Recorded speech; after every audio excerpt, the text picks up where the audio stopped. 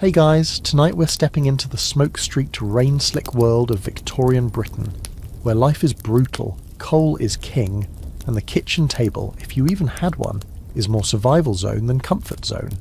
Forget quaint tea parties and lacy biscuits.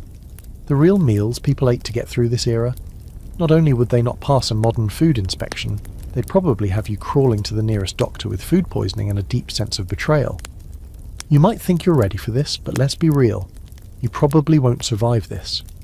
So, before you get comfortable, take a moment to like the video and subscribe, but only if you genuinely enjoy what I do here. And hey, drop your city and current time in the comments. Curious to know who's winding down the day with me. Now, dim the lights, maybe turn on a fan for that soft background hum, and let's ease into tonight's journey together. It's London, 1850. The air stinks of soot, sweat and sewage. You shuffle down a muddy cobblestone alley, past smoke-belching chimneys and children with bare feet darting between carts. A bell tolls somewhere in the haze. You haven't eaten since yesterday, not properly. Your belly growls, but there's nothing in your pocket but a button and a pebble. You're not alone. Thousands of others around you are in the same boat, trying to stretch a few pennies into a week's worth of calories. And calories, not flavour, are the name of the game here. You're looking for bulk, anything to stop that hollow ache in your stomach. It's not about liking the food, it's about filling your gut just enough to keep going. That's why people turn to things like gruel, a slurry of oats, water, maybe milk if you're lucky, boiled into a grey, lukewarm sludge. It's prison food now, but back then it was a fact of life. Hospitals, orphanages, workhouses and even family homes all had a pot bubbling with this stuff. It's cheap, stretches forever, and looks like wallpaper paste. Gruel wasn't just food, it was practically a symbol. If you were eating it, you were poor. If you were being served it at a workhouse, it came with a dose of humiliation and a strict warning not to ask for seconds, Oliver Twist style. It was also a food of punishment given to prisoners, scolded schoolboys, and others deemed too unruly or too expendable for better fare. But if you were starving, you ate your gruel and counted yourself lucky. The thing is, people didn't just accept hunger. They got inventive with what they had. You'd find old women boiling sheep bones for the fourth or fifth time, squeezing out the last ghost of flavour to make a thin broth they'd sip like tea. You might stumble across a market vendor selling leftover cabbage water as vegetable soup. And yes, there were entire stalls selling bone tea, not some fancy collagen health trend, but a real wretched attempt to get some nutrients out of whatever was left after the butcher did his worst. That's your first historical fact tonight. In the 1850s, Britain, even the flavourless runoff from boiled bones was marketed and sold to the poor as a meal. Now let's add a weird one. Some people, especially in the countryside, actually ate clay. No joke. Pica, the craving for non-food items, was common among malnourished folks. People would dig up white clay or chalky soil and nibble at it, hoping to calm the stomach's gnawing emptiness. Of course, it didn't help nutritionally, but desperate times make desperate snacks. The whole system, from what you could eat to how it was prepared, had one giant pressure point: class. Food wasn't just about nourishment, it was a social billboard. The kind of bread on your table told people what rung of the ladder you stood on. White bread, expensive, refined, upper class.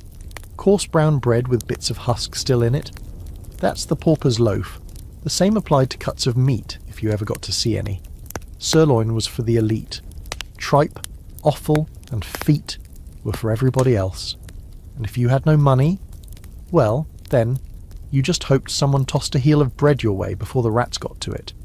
But here's the scholarly grey area we should talk about. Did poor Victorians really eat as terribly as we think?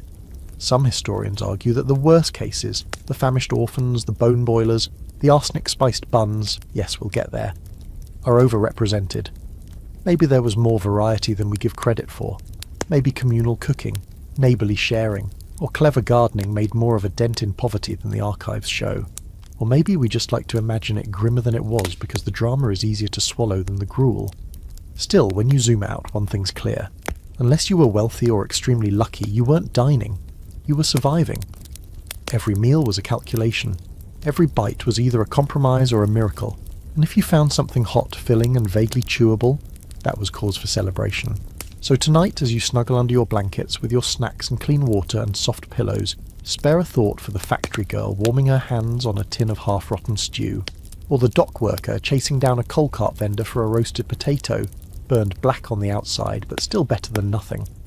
Or the child sneaking crusts from the dog's bowl because he hadn't eaten since Thursday. And that's just the first course. Hope you're hungry for more.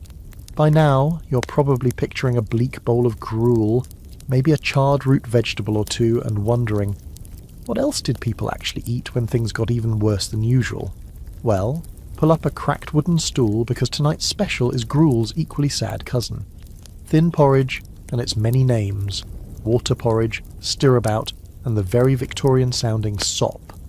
Let's just say that when you're waking up in a damp tenement with mould creeping down the walls and rats singing lullabies from the floorboards, you're not frying eggs and bacon. You're boiling oats again and hoping the neighbour doesn't steal your salt. In most lower-class households, breakfast wasn't so much a meal as it was a ritual of resignation. You boil water, you add oats, you stir slowly. Maybe you add a splash of skimmed milk if you've got any left. Maybe a sugar lump if someone dropped one. But usually it's just mush, hot, tasteless and slightly grey from the kettle that hasn't been scrubbed since your aunt died in it. You slurp it quietly while everyone around you pretends not to mind chewing the same flavourless spoonfuls day after day. But here's the twist. People needed this. Gruel, for all its soggy disappointment, was kind to weak stomachs and stretched supplies like a magician pulling scarves out of a hat. If you watered it down enough, it fed more mouths. If you thickened it with barley or lentils, it could feel like something hearty. And if you got creative, you might stir in shavings of old bread crusts or potato skins. The trick was convincing your body it was full long enough to make it through another exhausting day. Gruel wasn't just for the poor, though. Institutions loved it too. Schools, prisons and orphanages served it with mechanical regularity, spooned out in controlled portions like punishment disguised as nutrition. The Charles Dickens version of this isn't exaggerated. Little kids really did line up for slop that slid off their spoons like wet cement.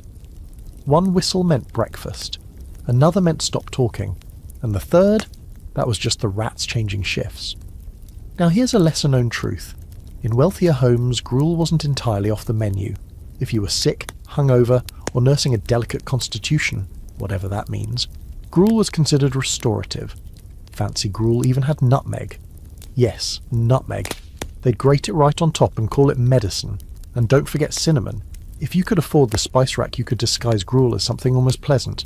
But don't get it twisted. Nobody was excited to eat it. Even the Queen herself would have wrinkled her nose. Here's your historical fact for this round. Gruel was so closely associated with institutionalization that by the late 1800s it became a shorthand for dehumanization in political cartoons. If you wanted to insult a government program, just draw a sad child being handed a bowl of gruel with a ladle the size of a cricket bat. People got the message instantly. Let's sprinkle in a weird one. Gruel was sometimes used in the spiritualist community as a cleansing food before seances. Yep, followers of mystical diets believed that heavy food blocked your connection to the spirit world. Want to talk to Aunt Mildred from beyond the veil? Better clear the pipes with oat water first. And now to the debate. Was gruel ever actually nutritious? Some historians argue that, for all its watery blandness, it wasn't so bad. Oats, barley and other porridge grains carried decent amounts of fibre, carbs and even trace minerals. But critics say the real problem was that people often stretched it too far, diluting it to the point where it did little more than warm your hands. A spoonful of nutrition in a sea of water doesn't go far when you're burning calories, scrubbing floors, hauling coal, or walking miles to sell firewood. Let's not forget who was doing the cooking. Most working-class women in Victorian England spent entire days planning, preparing and managing food that had next to no ingredients. Imagine opening your pantry and seeing oats, salt, 2 onions, a turnip with a worm in it, and half a lump of suet that's starting to go green. That's dinner for 7. Good luck. You chop, you boil, you pray, and then you serve it with a smile like it's roast duck. And when your kids still cry themselves to sleep with empty bellies, you pretend you're not hungry just so they'll eat your portion. But despite its pitiful presentation, gruel and other hot porridges became emotional anchors. They were warm, predictable. They didn't rot quickly or require fancy pots. And in the bleakest homes, the sound of a spoon clinking against the side of a chipped bowl could be comforting, especially in winter, when the pipes froze and the wind howled down chimneys like a banshee looking for lost souls. You can picture yourself now, huddled close to the single stove that barely works, spoon in hand, steam curling up in ghostly spirals. The fire gives off more smoke than heat. Someone's coughing. Someone's singing a lullaby in the other room. And as you choke down your fourth bowl of mush this week, you think, at least it's hot. Now contrast that with the newspapers of the time, which were often filled with lavish descriptions of upper-class dining rooms, glittering with silver tureens and overflowing with roast meats, game birds, and puddings shaped like crowns. No wonder the poor resented the rich. They weren't just hungry, they were being teased by headlines. That hunger made people dream bigger. Maybe tomorrow you'd find a few pennies and buy a heel of decent bread. Maybe a kind butcher would toss you a soup bone with actual marrow. Or maybe you'd risk the street food stalls and try your luck with something fried in reused lard. But that's for another day. For now, you wipe your spoon, nestle into a scratchy wool blanket, and let your stomach settle. You made it through the meal, and the day. That's good enough. So your stomach's rumbling again, and honestly, gruel's not cutting it anymore. It slides down too fast, leaves you cold and unsatisfied. You want something heartier, with at least the illusion of substance. That's when you look toward one of the more reliable sources of nourishment in the Victorian survival diet. Bones. Not meat, not stew, just bones. Boiled bones. Maybe beef, if it was a good day. Mutton if the butcher had leftovers. More likely, though, something ambiguous, brittle, and barely legal to sell. You walk into the cramped kitchen of a slum apartment, or one-room dwelling shared with 6 other people. The fireplace, if you have one, has been lit with scraps of coal and scavenged wood. A blackened kettle caked with years of soot hangs from a rusted hook. Into that kettle go the bones. Old, stripped of any meat, maybe gnawed by someone else first. Doesn't matter. You fill the pot with water, maybe toss in a slice of onion peel or a bit of celery leaf if someone found one behind the market stall. Then you let it bubble. Hours pass. The room fills with a greasy, meaty scent. Comforting if you're lucky enough to smell it before your senses dull from exhaustion. This is bone tea. Or beef tea, if you want to dress it up Victorian style. You don't chew it. You don't eat anything solid. You just sip the hot broth and hope it warms you enough to get out the door. It's barely a meal, more like a whisper of what a meal used to be. But the body doesn't argue. It takes what it can get. You might not be alone either. This sort of communal boiling was a group effort. Neighbours shared bones.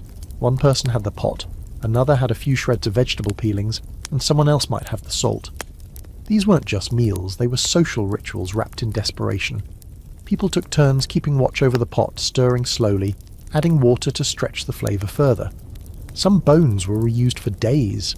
Yes, days. It's not glamorous, but here's your historical fact. Victorian cookbooks, especially those aimed at charitable households and frugal wives, included entire sections dedicated to the art of boiling bones properly. There were instructions for how long to simmer, when to skim, and even how to season the tea with stale bread or flour to make a sort of soup-sludge hybrid. These weren't ironic hacks. They were real earnest attempts to make the most out of nearly nothing. Now let's lean into the weird. In the mid-Victorian period, there was a belief floating around that bone tea could revive the dying. Doctors sometimes prescribed it for the weak, the elderly, and even patients suffering from tuberculosis. It was seen as a miracle tonic, even though we now know it's mostly warm water, with trace amounts of fat and minerals. And here's the kicker. Hospitals charged extra for it. If your family could afford the bone broth, they bought you time. If not, well, you probably didn't need a lunch menu for long. There's a debate that lingers, though. Was this kind of meal actually effective at keeping people going? On the one hand, yes. Hot broth gave warmth, hydration, and just enough protein to keep someone breathing. On the other, critics argue it was more psychological than nutritional. It felt like you were eating something substantial, which made you think you had energy, even if the reality was a stomach full of flavoured water. In some ways, that placebo effect probably kept more people alive than the broth itself. And let's be honest, you had to convince yourself it was worth it. You stare down into the kettle and see nothing but murky greyness. Maybe a bubble pops on the surface. A fleck of old cartilage floats by like a soggy ghost of Sunday dinner. This is what survival looks like in Victorian England. Not just poverty, but the normalisation of edible nothingness. But hey, if you were lucky, or if you bribed the butcher's apprentice with a favour, You might get a bone with a hint of marrow still inside. Now that was a treat. You'd take a pin, maybe a nail, and scoop out the soft, fatty centre like it was a delicacy. Because in your world, it was. A tablespoon of pure, buttery marrow could fuel your aching body for a full shift on the docks or a day hauling laundry. By now, you're developing what we might generously call a palate. You start ranking bones by flavour. Cow knuckles? Not bad. Mutton neck? Very oily, but rich. Chicken backs? Meh, too bland. Pigtails? An acquired taste. This grim little food taxonomy becomes part of daily life. People talk about it in line at the soup kitchen, compare notes, trade rumours about where the best bones might be dumped behind the meat market. Then there's the improvisation. You've got broth. Great. Now what? Maybe you thicken it with flour to make it last. Maybe you dip stale bread into it and pretend it's stew. Maybe you drink it cold the next morning because reheating uses up precious coal. Every step is a trade-off. Every bite a bargain. Even the water's suspect, thick with mineral runoff and urban sludge. So boiling it with bones might actually purify it a little, though you'll never be sure. You might even be tempted to walk to a street vendor, the ones with iron pots set on coals, ladling out steaming cups for a penny or two. It's a risk, though. Some of those vendors water down their broth so far it tastes like dishwater. Others are known for scalding their pots so badly, every serving tastes like burnt metal. But if you're tired and freezing, a hot cup from a stranger might be worth the gamble. It's the end of another day, and your stomach has that hollow metallic echo that tells you you've eaten, but barely. Still, you sit back by the fire, or maybe just under a broken window, and feel the faint warmth still sitting in your chest.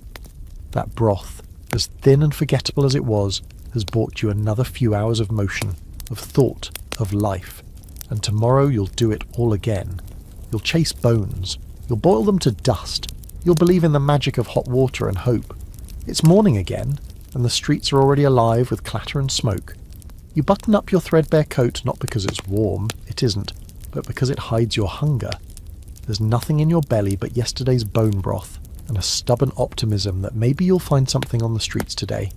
Not charity exactly, not handouts, just something warm, edible and cheap. Maybe even a treat, if you squint hard enough and don't think too much about where it came from. Welcome to the bustling world of Victorian street food, where snacks come covered in soot and seasoning is more about survival than spice. You duck under a dripping awning, and there it is, a steaming cart surrounded by a tangle of hungry Londoners. The vendor barks out prices between clouds of vapour. The options, not great, but filling. A handful of hot chestnuts wrapped in paper still smoking from the coals, a wedge of fried potato cooked to near carbon in reused lard. And the crowd favourite, boiled sheep's trotters. Yes, sheep feet. Think chewy gelatin, tiny bones and a rubbery skin that squeaks against your teeth. Street vendors are the unsung heroes of the working poor's stomach. They're not respected, they're not clean, but they're there, when nothing else is. You don't need a kitchen, a pot, or a single match to eat what they sell.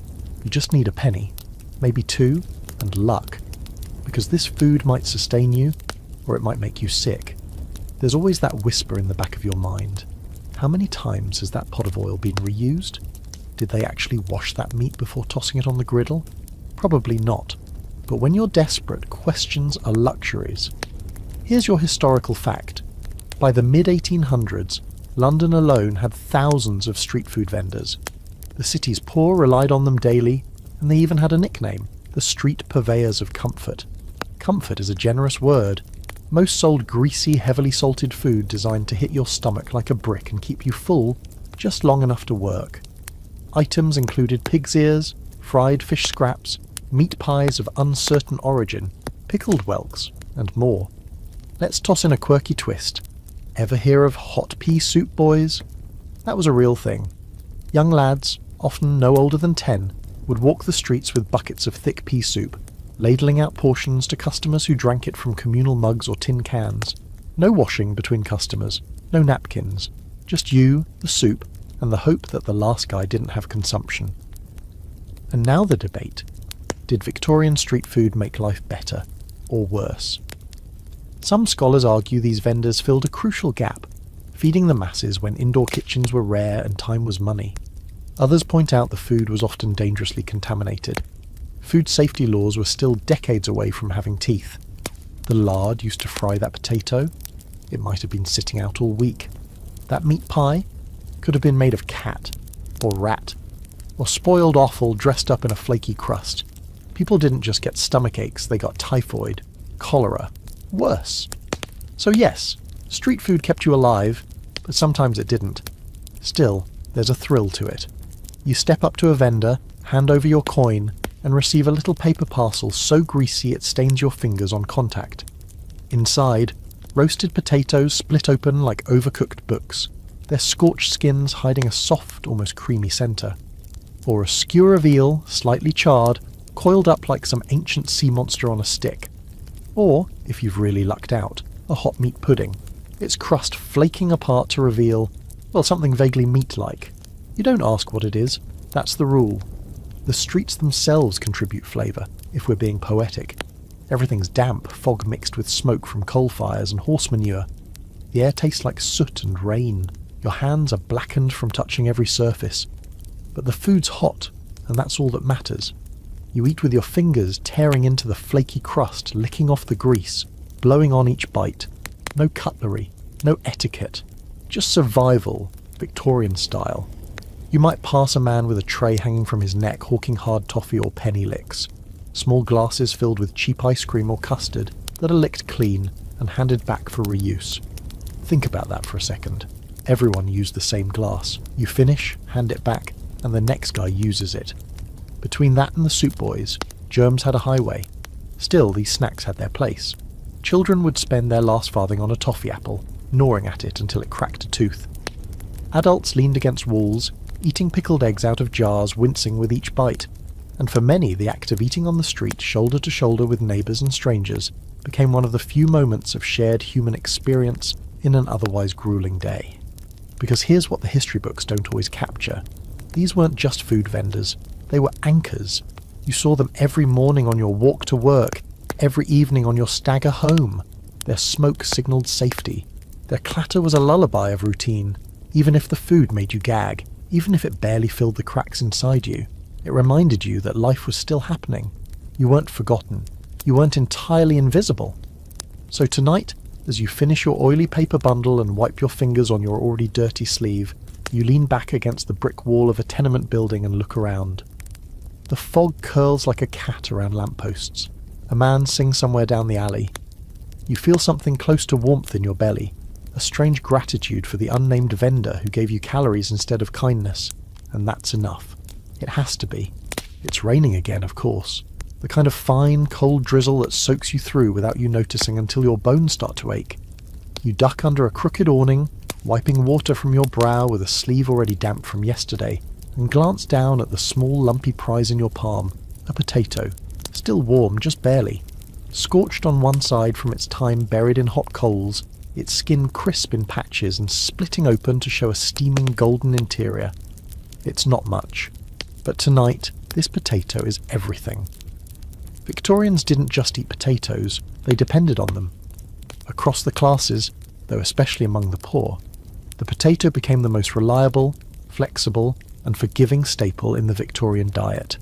Cheap to grow, quick to cook, and dense with energy, it could be roasted, boiled, mashed, fried, baked, or grated.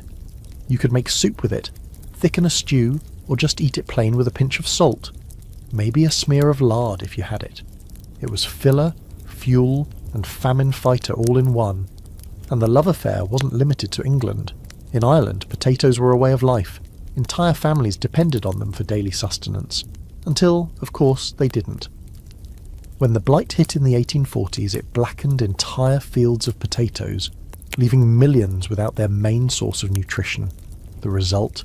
Mass starvation, and one of the most catastrophic famines in European history. And even though this story often centres around Ireland, the ripple effects were felt across Britain too. Migrants flooded into cities, chasing jobs and food, and with them came an even deeper reliance on the humble spud.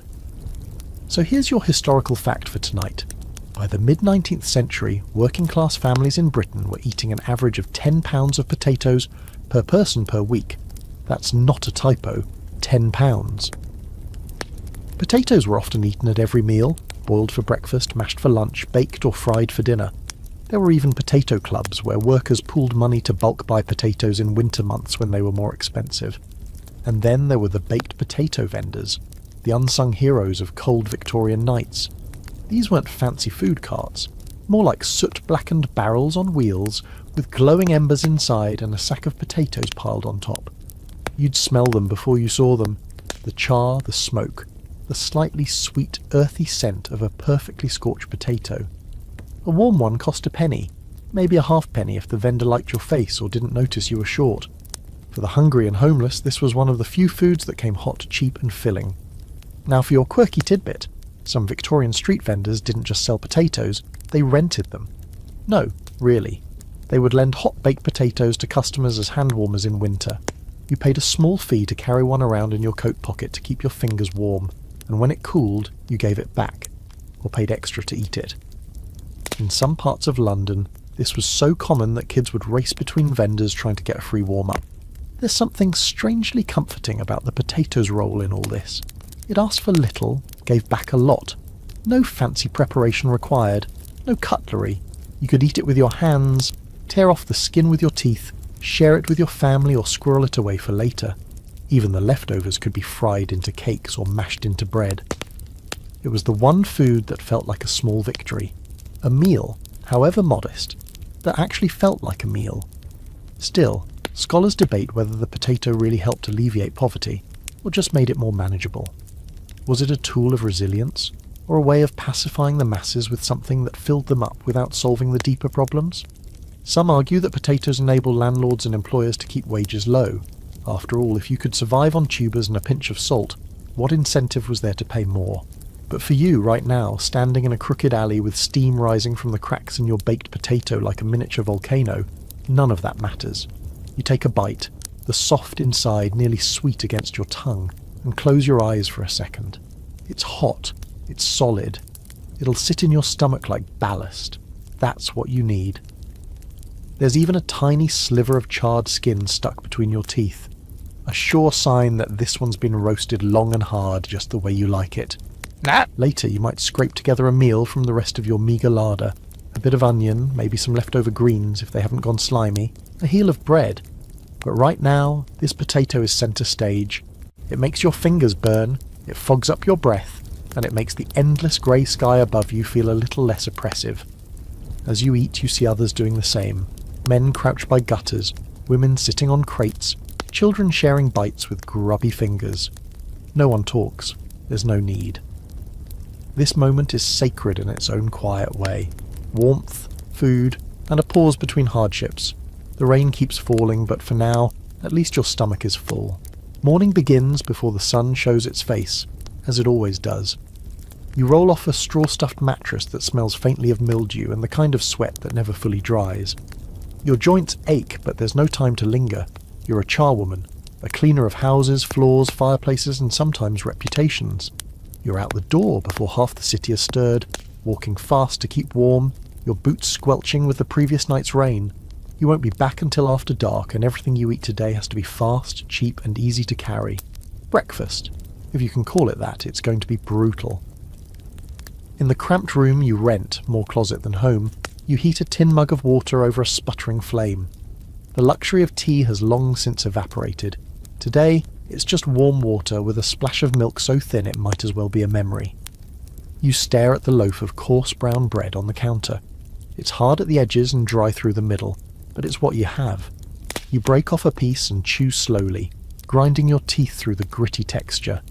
It tastes faintly of sourdough, mostly of dust. Maybe you'll find a bit of cheese in your apron pocket from yesterday, if it hasn't gone stiff with age. This is the charwoman's breakfast. Fast, dry. No time for plates. You eat while tying your shoes. You eat while pinning up your hair. The bread is barely down your throat before you're out the door, wrapped in a shawl, dodging coal wagons and stray dogs as the city stretches awake around you.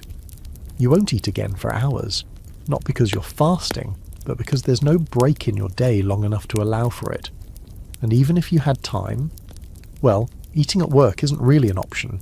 You're surrounded by things you'll never own: silver cutlery, ceramic teapots, fresh fruit in painted bowls. But none of it's for you. You dust it, polish it, clean it, then leave before the family sits down to enjoy their scones and tea. You might sneak a crumb, here or there, a corner of toast someone left untouched, a cold bit of bacon rind no one would miss. But it's risky. Servants have been dismissed for less. Your historical fact of the day: charwomen were some of the hardest working and lowest paid labourers in Victorian England. They often worked for multiple households in a single day, sometimes cleaning by candlelight, sometimes while dodging insults or unwanted advances. Their wages were barely enough to cover rent and food, and many shared beds in shifts with other working women. Meals were never guaranteed. Now for your quirky fact. Ready for this one? Some charwomen used soot as a beauty product. They'd mix chimney soot with a little grease and apply it as eyeliner or brow filler. There wasn't money for cosmetics, so the fireplace became both the job and the makeup counter. Fashion and filth, in a strange little alliance. Here's the debate though. Was this constant low-grade starvation a result of poverty alone, or of the social systems that deliberately overlooked these women? Some historians argue that Victorian domestic manuals encouraged employers to see servants, and especially charwomen, not as people with bodies that needed fuel, but as part of the house machinery. Efficient, replaceable, not meant to be fed unless specifically contracted to stay overnight. In other words, invisible at the table. And invisible is exactly how you feel even as you scrub the scullery floor with a rag soaked in vinegar and ash. Your stomach growls, but there's no point noticing it. You pour the bucket again, you wipe again, you stand again, you move until the ache in your back merges with the emptiness in your belly. There's always more to clean, always more to do. You tell yourself that maybe the lady of the house will be generous and let you take the stale rolls left over from breakfast, but she probably won't. She never does. You watch from the hallway as her children eat in their dressing gowns, talking about pudding and boiled eggs like they're nothing. You remember boiled eggs, round, hot, soft at the centre. You haven't had one in over a year. Midday comes and goes without notice. You nibble the last bit of bread you saved from this morning, careful to chew slowly so it feels like more. It doesn't. You drink another tin of water from the pump outside. It's metallic and cold and leaves a strange aftertaste. Still, it fills the space for a while. You keep moving. By the time the sun begins to sink and the gas lamps flicker to life, you're dragging your feet back through the alleys toward home. Maybe you'll stop at a vendor's cart if you've earned a spare halfpenny. If not, it's back to the bread if there's any left. Sometimes you close your eyes and dream about butter, the kind that glistens yellow on a warm crust. Just the idea of it makes your mouth water. But here's the real kicker. No matter how little you eat, you're expected to do everything. You're supposed to be reliable, cheerful, nimble, invisible. Employers complain if you look tired, if your apron's wrinkled, if your hands are cracked from soap. Hunger isn't a valid excuse. You're poor, yes, but you must also be polished. So you go to bed that night with the ache still inside you. It's more than hunger now. It's a kind of slow, gnawing numbness. Your legs twitch from fatigue. Your stomach churns in its emptiness, but you're too tired to care. You close your eyes on a growl and hope that in the morning someone will leave a crust behind, or a drip of tea, or anything at all. By now, your stomach is as accustomed to disappointment as your feet are to blisters. But tonight, there's a rumour floating down the alleyways and across the markets. Eels. Someone's got fresh eels, not the dainty decorative slices served in posh parlours with silver forks and lemon curls, but the full, writhing, still slimy kind that get chopped up and dumped into a pie before they can finish their last squirm. It doesn't sound appetising, not really. But in the Victorian underworld of edibility, eels are practically gold. You follow your nose down to the docks, past the fishmongers shouting over each other, and the clouds of seagulls screeching like they've just seen the future, and it's all rotten haddock. There, in a chipped wooden cart, is what you're after. A pile of still glossy eels, slick as oil, coiled together in a sloshing tub. The vendor's got strong arms, a tired face, and a cleaver that's seen better centuries. He's already hacking through the pile, sending chunks flying into a dented bowl. You've scraped together enough for a small eel pie. Don't imagine anything grand. There's no pastry top like the ones in cookbooks or buttery layers folded by delicate fingers. This is more like dough armour. Thick, chewy, and designed to keep the contents from leaking, not to taste good. Inside is the eel. Fatty, rich, slightly fishy, and full of tiny bones you have to navigate like a cart through cobbled streets. Still, it's warm. It smells of brine and something vaguely sweet. Maybe onions, maybe lies. You don't ask. You eat. Here's your historical fact. Eels were one of the most accessible proteins for London's working poor during the 19th century. The Thames, before it was completely choked with industrial waste, was teeming with them. Eels could survive in filthy water and were easy to catch, smoke or preserve in jelly. They became a staple at street stalls and cheap cook shops, served stewed, boiled or, most famously, jellied. Ah yes, jellied eels. Victorians had a thing for gelatin, especially the kind made by boiling animal bones and cartilage until it turned into wobbly horror. Eels, with their naturally gelatinous texture, were a perfect fit. Once cooked and cooled, the eel meat would set in a clear jelly, served cold, often with a splash of vinegar or hot pepper sauce. If you grew up with it, it was a taste of home. If not, well, it was still food, mostly. Now here's the quirky twist.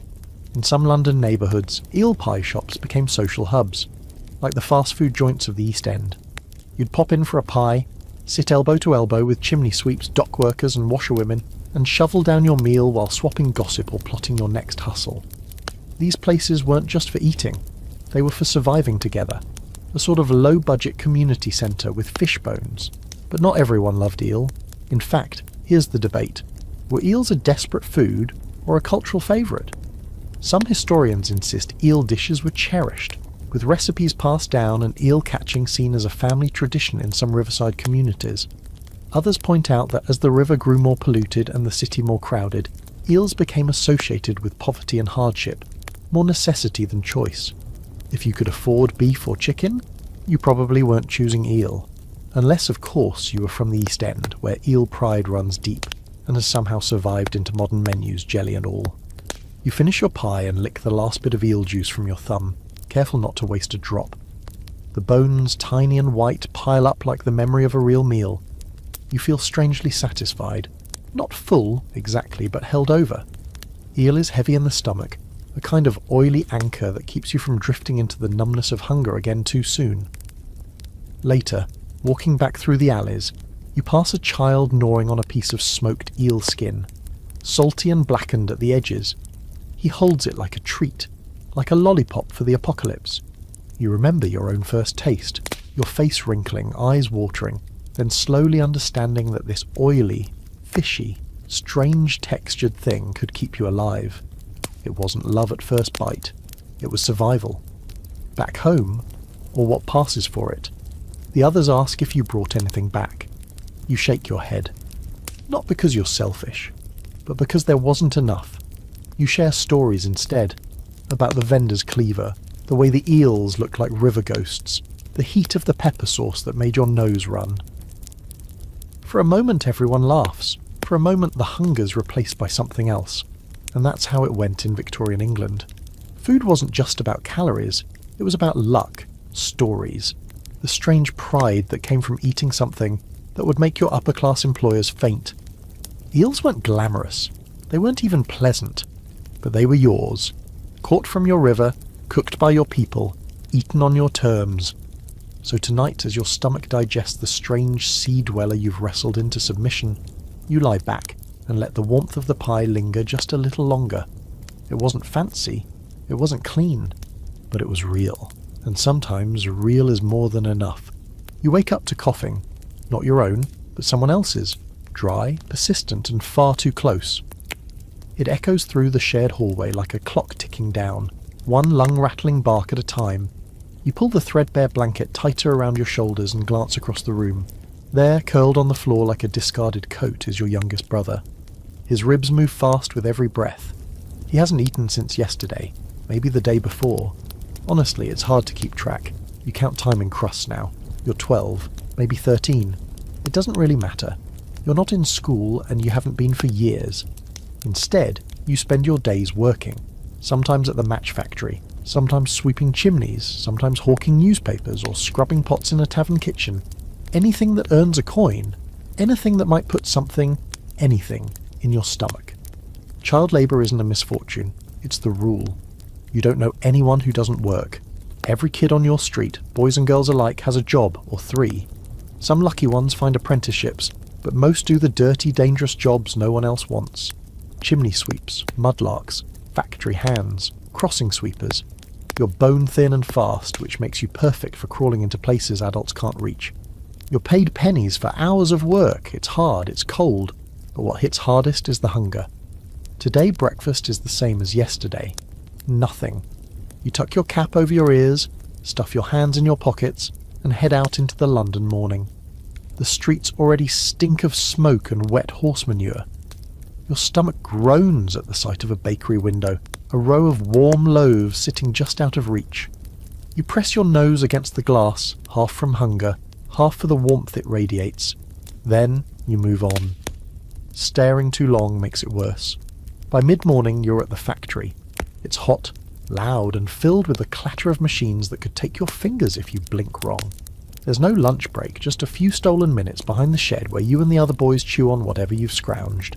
Stale crusts, a lump of sweet wrapped in paper, maybe a dried apple slice.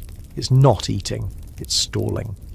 You sip water from a rusty tin, and it goes down like regret. Here's your historical fact. Victorian children made up a significant portion of the urban workforce, especially in industries like textiles, coal mining, and domestic service. Their wages were a fraction of an adult's, and many lived on the barest edge of survival. Most did not eat 3 meals a day. Many didn't even eat one. And now, for your fringe fact, Victorian children were often given beer or gin instead of water, not to get drunk, though it happened, but because the water was often too polluted to drink. Gin was sometimes cheaper than milk, and it dulled hunger pangs. You'd see toddlers sipping from tin cups filled with gin-laced broth, falling asleep in doorways with cheeks pink from more than just the cold. So what's the scholarly argument here? Some say working children were simply doing what their parents and grandparents had done for generations. Others point out the Industrial Revolution transformed childhood into something transactional. Your body became a commodity, measured by your ability to endure hunger, injury, and exhaustion. Food, in this context, was not nourishment, it was fuel. If you didn't earn it, you didn't deserve it. And if you starved, well, someone else would take your place tomorrow. You feel it in your bones by afternoon, that awful combination of fatigue and emptiness. Your hands tremble, your vision swims. You know what that means. You need something, even a lump of raw turnip or a crust stolen from a cart. On your walk home, you slow near a grocer's stall. The man isn't looking. There's a bruised apple on the edge of the pile. Your fingers twitch. But stealing's dangerous. You've seen what happens. Boys your age dragged by the collar into courtrooms and sentenced to hard labour for pinching a loaf. One girl, Mary, from 2 streets over, got sent to the workhouse for stealing a cold sausage. Her only defence was, "I was starving, sir." The judge didn't blink. Instead, you look for scraps. Piles of cabbage leaves on the curb, bits of pie crust thrown out by kitchens. You and the rats are in the same race. If you're quick, you win. You find a bit of fish skin near a stall and bite down, teeth scraping over tough scales. It tastes like salt and sadness, but it's something. It'll get you through the night. Back home, the room's no warmer than outside. Your mother's asleep in the chair, face grey with fatigue. Your brother's still curled on the floor. You sit beside him and share a crust you found, breaking it in half. He chews slowly, and for the first time all day his breathing sounds less ragged. There are no second helpings, no desserts. You go to sleep with your belly half full and call it a good day. This is how you live. You dream not of feasts or full tables, but of an uninterrupted meal. Something hot, something filling, maybe even something sweet. But mostly you just want enough. Enough to get you through another day of chimney dust, factory grime, and the heavy silence of an empty room. Tomorrow it starts again. Wake, work, scavenge, sleep. You don't complain. No one does. Because the only thing worse than eating scraps is eating nothing at all. It's market day. Not the posh kind with bright awnings and fresh-faced vendors smiling over polished apples. This is the back alley, barrel lid, shout over the din version. You move through the haze of bodies and animal smells, stepping over slush and stray feathers, dodging a sack of offal someone's dropped in the mud. It's chaos, pure and glorious, and if you're clever, or desperate enough, you might come away with something to eat. The Victorian market isn't clean, it's not tidy, it doesn't even try to pretend. It's loud, alive, and faintly hostile. Vendors bellow over each other. hawking fresh meat that's clearly not, vegetables with bite marks from rats, and heaps of yesterday's bread looking like they lost a fistfight with a chimney. There's no refrigeration, no health inspection, and absolutely no guarantees. But for the poor, it's one of the few places where food is available at bargain bin prices, if you've got the stomach for it. You pass a stall selling butcher's bits, scraps swept from the floor of the slaughterhouse. This isn't steak or roast. This is gristle, tendon, fat, and whatever else didn't get scooped into the dog food pile. The vendor swears it's good for soup, and technically, he's not wrong. If you boil it long enough, it becomes soft enough to chew, sort of. Then there's the fruit cart. You spot a pile of apples, all pocked with bruises and suspiciously sticky. The vendor eyes you and leans in. "A penny for 3, he mutters, "but they're all ripe, love."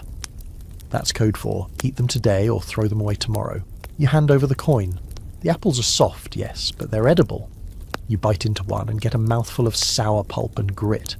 There's a worm. You spit, shrug, and keep chewing. Historical fact coming your way.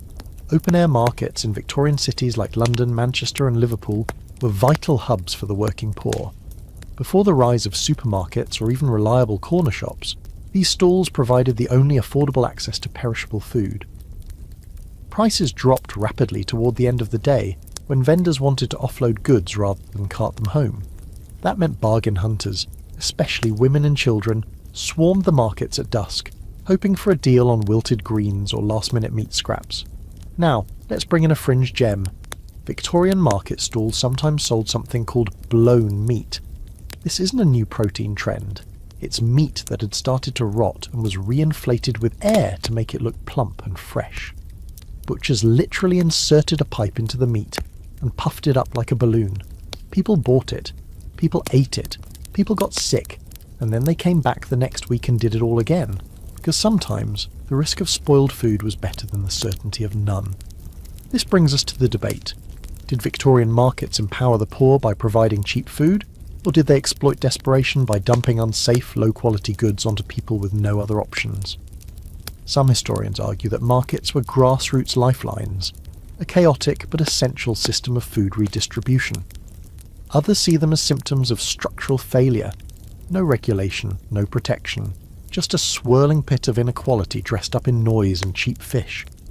Back in the present tense, you're clutching your apple cores and looking for something more substantial. A boy is selling what he calls bread and scrape, a slice of brown bread spread with something vaguely white and salty. You know what it is. Probably drippings from yesterday's roast, scraped off a plate in a tavern kitchen and stretched thin across half a loaf. You take one. It tastes like fat, soot, and faintly of regret. But it's warm. It's heavy. You can feel it settle in your gut like a sandbag. The market's winding down now. The fish stall is throwing out heads and tails and you consider diving in. A woman in rags gets to them first. She cackles and holds up a grey fish skull like it's a trophy. You smile despite yourself. Everyone's a scavenger here. Everyone's got a story they won't tell.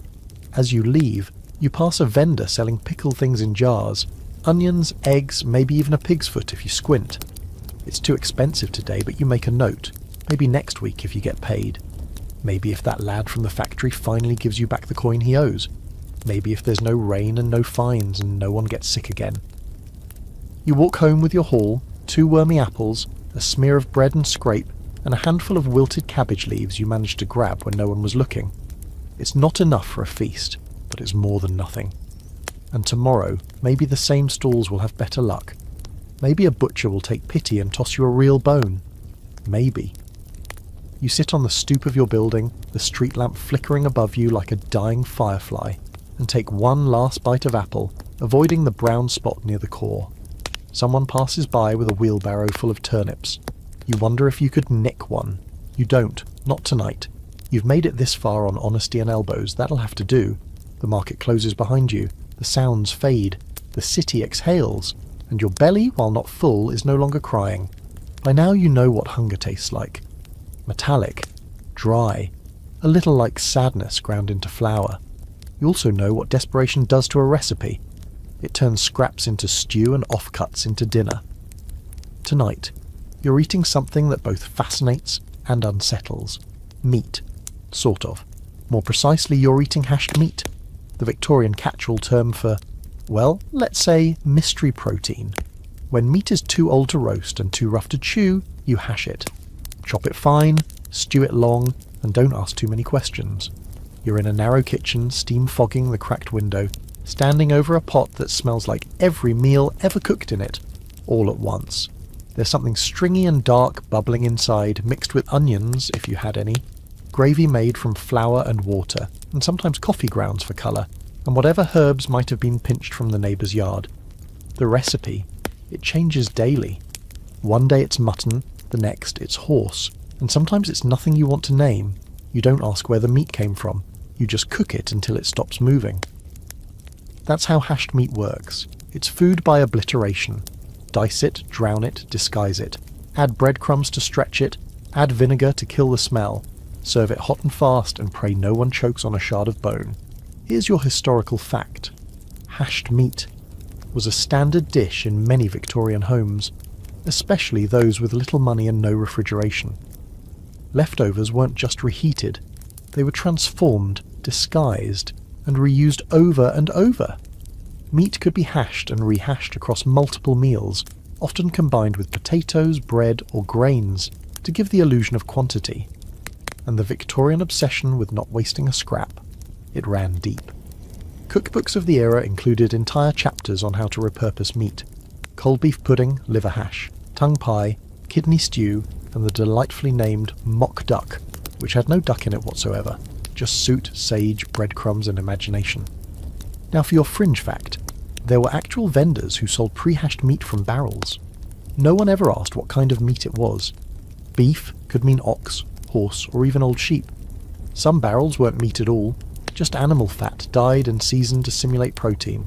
And yes, sometimes it was rotten, but at least it was cheap. That leads us into the scholarly debate.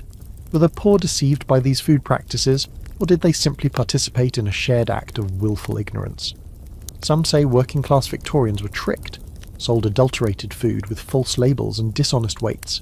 Others suggest they knew exactly what they were eating, but survival outweighed squeamishness. In this world, the real crime wasn't what was in the pot. It was not having a pot at all. Back in your kitchen, the hash is ready. You ladle it onto a tin plate, the kind with a dent in the middle that holds gravy like a moat. It smells surprisingly good. The meat, whatever it is, has been stewed into surrender. You tear off a piece of dry bread and dip it in, soaking up the thick brown sludge with something that resembles gratitude. It's warm, it's heavy, and it doesn't fight back. Others in the room are eating too. Your sister has hers with a spoon she swiped from the inn. Your mother just sips the gravy and saves the solid bits for tomorrow. You all eat in silence, broken only by the occasional clink of tin or slurp of broth. No one asks what it is. That's not how dinner works here. You remember once, when you were younger, asking your father what was in the stew. He just smiled and said, "Wednesday." That's become the family joke now. If someone's chewing and frowns, someone else shrugs and mutters, "Must be Wednesday." It makes you laugh, mostly. But deep down you know the real punchline. Every night is Wednesday when meat comes from a cart that doesn't keep receipts. You finish your plate and feel, not full exactly, but functional. It'll be enough to carry you through tomorrow's labour. You wrap the last bit of bread in cloth and tuck it away for the morning.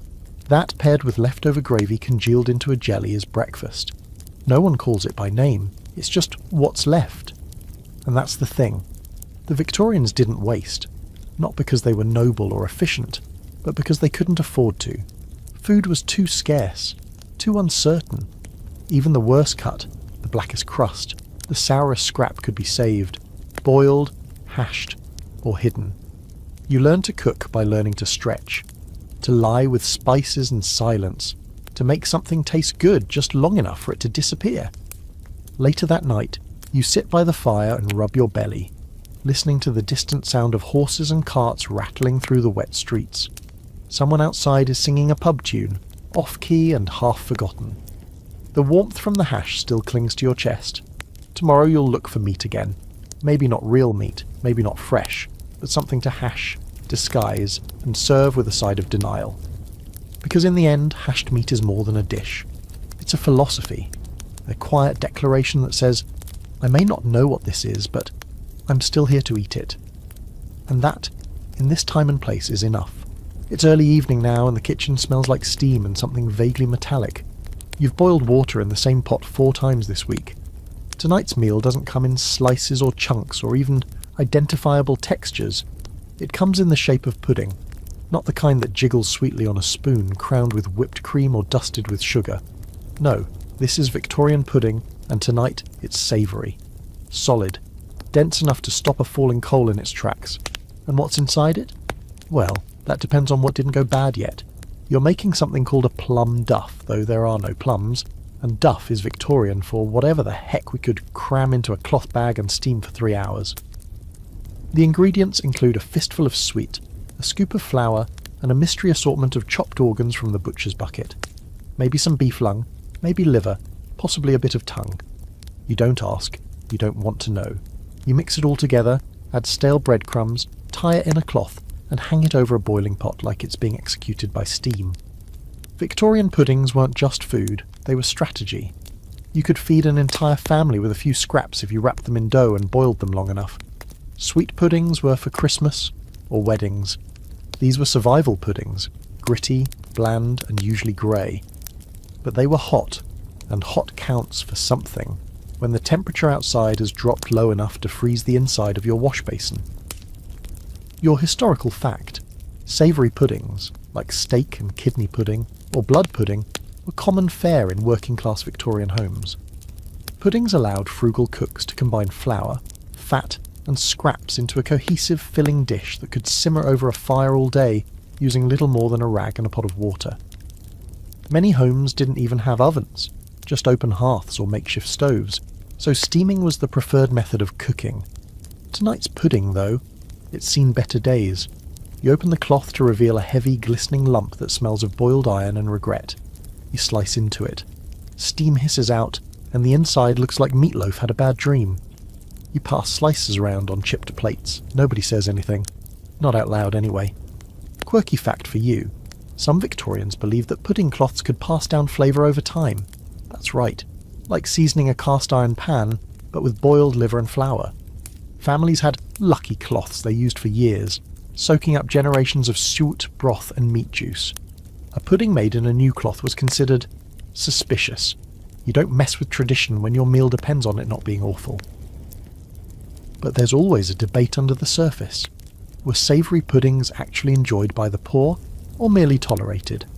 Some argue they were a source of pride, especially regional specialties, like black pudding in the north or haggis in Scotland. Others insist they were simply a creative way to disguise how little protein a person was actually consuming. You weren't eating meat, you were eating flavoured filler, and you were lucky if the texture didn't remind you of someone else's discarded laundry. Still, when the pudding is passed to you, you eat. The first bite is always the worst. Too salty, then suddenly bland, with bits that crunch when they probably shouldn't. But it's warm, and the sweat gives it that slippery richness that coats your stomach like a hug from inside. You chew slowly, trying not to think about the tongue that might be in there, or the kidney, or the unexplainable chewiness that doesn't belong to any known cut of meat. Someone asks if there's any mustard. You all laugh. What a dream. You make do with a splash of vinegar which brightens the pudding just enough to let your brain stop protesting. By the second bite, it's almost bearable. By the third, you're hungry enough not to care. And by the time your plate is clean, you feel, not full, but less empty. The baby cries in the next room. Your sister carries him over and lets him nibble a softened corner of pudding. He gags a little, but swallows it. That's the family verdict. Good enough. You look around the room and take stock of the other faces. Eyes tired, shoulders stooped, bellies less hollow than they were an hour ago. The pudding might not be tasty, or even comforting, but it works. It binds the family together in quiet solidarity. It gives you something to chew, something to focus on, something to call dinner. Later, you scrape the crusty bits from the pudding cloth and save them in a tin for tomorrow's soup. Nothing is wasted. The pot of steaming water is set aside for reuse. Maybe for tea, maybe for washing, maybe for nothing. It doesn't matter. Every part of the process is ritual now.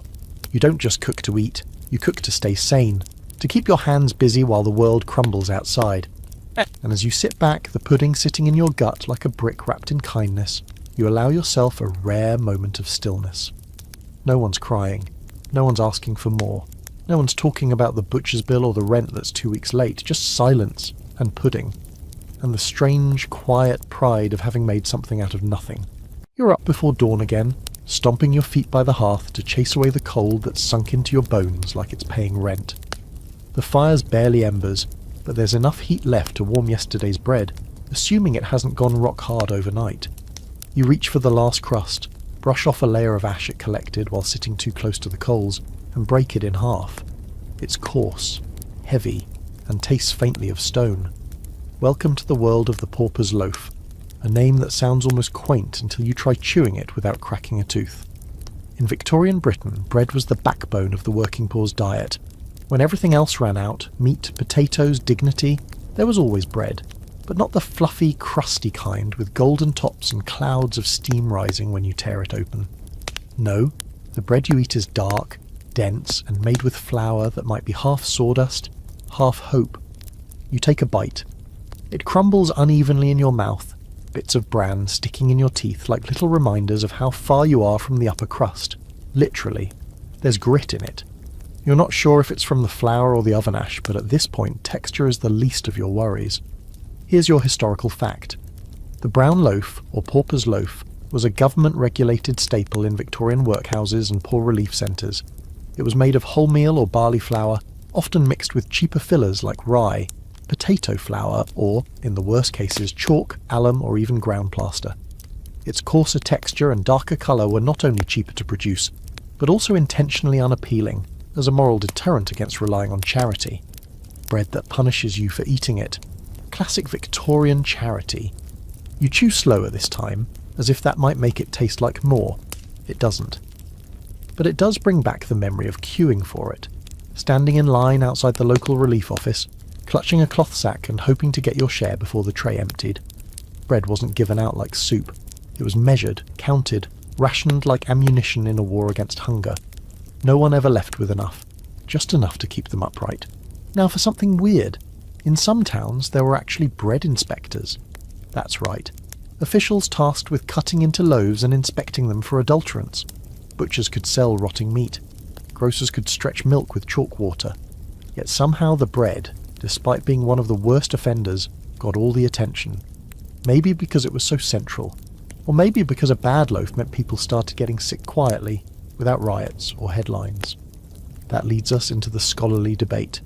Was this bread, hard, dry, and at times barely digestible, an act of neglect or intention? Some historians argue it was simply the best possible result of limited resources and mass poverty. Others see it as deliberate control, making sure the poor were just fed enough to keep working, but never enough to gain strength or organise. The Victorian ideal of moral improvement often started with your stomach. If your bread was unpleasant, maybe you'd work harder to earn better. Either way, you eat it. Because you have to. Because there's nothing else. Sometimes you mash it with hot water and call it bread tea.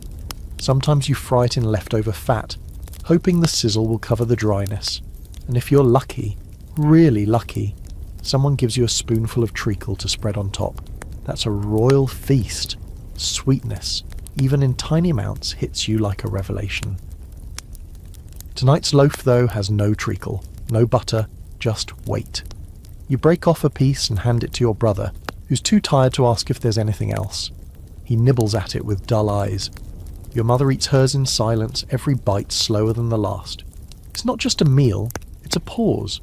Bread slows you down, makes you quiet. There's nothing exciting about it. But it keeps your hands busy and your mouth from asking questions. You remember overhearing a woman in the market once, a laundress with arms like tree trunks and a voice like sandpaper. She said, "When I dream of white bread." You ever had that? White as a sheet, soft as a cloud. You barely need teeth. You had nodded. Lied. You've seen white bread, sure, in bakery windows on rich men's plates, but tasted it? Never. Not once. That's the class line drawn in crumbs. White bread was sifted, refined, made of flour that had been cleaned of all its imperfections. It meant money, status, the luxury of digestion without effort. But your bread is the opposite. It has bite, it takes time, and somehow it fills you up just enough to keep moving. Later that night, you toast the last bit of loaf over the flame and eat it slowly, letting it turn to paste in your mouth. It's almost comforting in a way. You've eaten it so many times, it's more muscle memory than meal. You chew like a person who still believes in breakfast. You swallow like someone who doesn't expect lunch. Outside, the street is quiet. Even the dogs are asleep. And in your tiny room, your family sleeps with bellies only half empty for once. The bread might be bitter, it might be dry, but it's here, and that means you've survived another day. It's a cold morning, and there's frost spidering across the inside of the window pane. Not outside, inside. You run a finger along the glass and it leaves a trail through the ice like a snail's path. Your breath fogs up the air in front of your face as you move, stiff-limbed toward the hearth. There's no fire yet, no warmth, just the promise of heat if you can get something lit. Your stomach is empty. Again. But not unfamiliar with it. At this point, it's more companion than complaint. You're used to the hollow ache, used to the way it makes your body feel heavier, slower. But this morning, there's hope. There's beer. Before you laugh, let's clarify. This isn't the kind of beer you sip after work with mates in a cosy pub. It's called small beer, a weak, barely alcoholic brew made for one reason, because the water will kill you faster. The Thames is a soup of industrial runoff and human waste. Wells are unreliable at best and death traps at worst. Tea is expensive, milk even more so. But beer is boiled. That means safer. It also happens to dull the edges of hunger. So yes, beer for breakfast is a thing, and if you're lucky, it might be warm. You pour it into a chipped mug, fizzing just a little, and sip slowly. It tastes like bread, but bitter and flat, slightly sour. There's a comfort in it, though. A thickness that coats your throat, gives your stomach the illusion it's been fed. Paired with a piece of cold bread or leftover pudding, it's practically a 3-course meal. Sort of. Here's your historical fact. Throughout the Victorian period, small beer and ale were standard beverages even for children, especially in poorer households. Not because everyone wanted to raise tiny drunks, but because boiling during brewing made it less dangerous than the average city water supply. In factories and workhouses, small beer was often included in rations, milder than regular beer, but strong enough to have a slight relaxing effect. Particularly helpful when you had 12 hours of hard labour ahead of you. And sometimes beer wasn't even the worst thing offered as a beverage. Gin, notoriously cheap and widely available, became the coping drink of the impoverished. There's even a phrase for it, mother's ruin. You've seen women sipping it from tin flasks at the break of dawn, eyes half-lidded, babies slung on hips. Some people judge, others understand. When food is scarce and pain is constant, a warm burn down the throat feels like mercy. Let's add a strange little twist. In some parts of England, raw eggs were cracked into beer and stirred as a kind of protein-boosting breakfast cocktail. Think of it as the Victorian version of a power smoothie. People swore by it. Eggs in sherry, eggs in stout, eggs in hot milk if they were feeling fancy. Never mind the texture. It was calorie-dense, quick, and required no chewing. If you were sick or too tired to eat, that slimy gulp of egg beer was your multivitamin. And now, the debate. Did the widespread use of alcohol in place of food and water help or harm the poor? It's complicated. On one hand, small beer was a practical solution, a drink that hydrated without poisoning you. On the other, the ubiquity of cheap spirits like gin led to addiction, violence, and social collapse in some communities. Reformers argued that alcohol was the cause of poverty. The poor countered that it was the result. When the world chews you up daily, a liquid buffer between you and your circumstances starts to feel necessary. You sip your small beer and stare into the quiet hearth. The fire's finally caught, sputtering to life with a few sticks and some coal dust pressed into a ball. There's nothing cooking yet, but the heat is a small victory. The bread is stale, but you dip it into the beer and pretend it's soup. It softens just enough to chew. If you close your eyes, you can imagine broth, maybe onion, maybe herbs. The children next door are laughing, high-pitched and sharp like tin whistles, probably playing with crumbs or arguing over who gets the last piece of fried potato. You envy their energy. Maybe it's the beer in your belly, but for the first time today you feel a little less hollow, a little more human. You step outside to find the day's work. The streets are already choked with smoke. Vendors setting up, coalmen shouting. A dog barks at a passing cart. A woman nearby is selling hot drinks from a tin canister. Not tea, herbal decoction, which is code for boiled weeds with a hint of sweetness. if she could afford sugar that week. You consider buying some, but the beer is holding for now, maybe later. By noon, your stomach growls again. But the beer has done its job. It gave you time, energy, something warm to push against the cold from the inside. For the poorest of the poor, small beer isn't a treat or a luxury. It's a placeholder, a strategy, a way to make it through the stretch between not enough and just enough. Later, when you return home, exhausted and covered in soot, someone's left a small bottle on the table. It's gin, not beer. Probably pilfered, probably hidden, probably dangerous. But for a moment it glows in the firelight like a secret you don't want to think about yet. You sip water from a boiled pot instead and let the bitterness of your morning beer linger on your tongue. It wasn't much, but it was something. In this life, that's all you can ask for. The door closes softly behind you as you step out into the fog. You've just cleaned a sitting room that smelled like rosewater and lavender wax, with polished side tables and neat silver trays arranged for a meal you'll never be invited to. You caught a glimpse of the menu as you dusted around it. Veal in aspic, calf's foot jelly, and something called blancmange that looked like dessert but tasted like defeat. These are the meals of the Victorian middle class, straining for elegance, reaching for the aristocratic dream one trembling gelatin mould at a time. You work here, but you do not belong here. You carry the pail, sweep the ashes, scrub the step. You hear the clatter of forks behind closed doors, the rustle of linen napkins and gentle laughter over polished tureens. But when it's time to eat, you're down in the basement, slicing into something cold and jiggling. Leftovers, if they're generous. Gristle and jelly if they're not. Today, it's jelly. Again. Victorian middle-class cuisine is obsessed with form. They want food to look impressive, to hold a shape, to wobble and gleam in the candlelight. It's not about flavour, it's about presentation. The more something resembles a marble sculpture or a funeral centrepiece, the more refined it seems. That's why there are entire cookbooks devoted to jelly, aspic and moulded meat.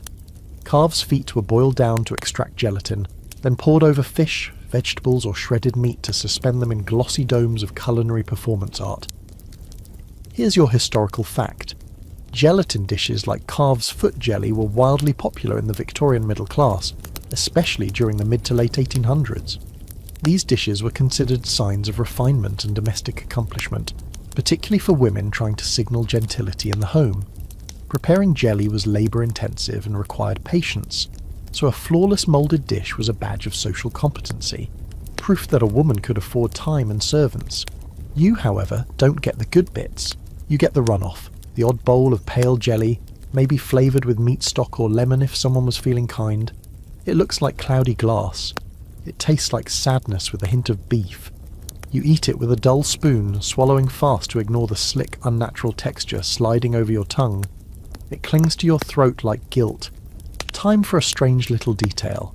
The Victorians believed jelly was medicinal, not just nutritious, but healing. Doctors prescribed it for the weak, the ill and the nervous. A spoonful of jelly could cure melancholy, or so the theory went. It was believed to soothe the digestive organs and strengthen the blood. You're not sure if you believe that. Maybe you'd be less melancholic if someone served you food that didn't tremble like it was afraid of you. The debate? Oh, it's a delicious one. Pun intended. Did these ornate, often flavourless dishes actually represent upward mobility, or were they just edible illusions? Some historians argue they were desperate attempts at mimicry. The rising middle class, eager to distance themselves from the poor, filled their tables with food that looked expensive, even if it was mostly water and gelatin. Others point out the genuine innovation in Victorian kitchens, praising their creativity with limited resources. But then again, when your meat comes floating in a dome and your dessert tastes like boiled cow, maybe it's less refined taste and more performance anxiety. Back in your little corner of the world, you try to appreciate the jelly. It's not bad exactly, just nothing. It has no chew, no crisp, no contrast. It fills your stomach in a slow, sneaky way, like a fog creeping into your bones.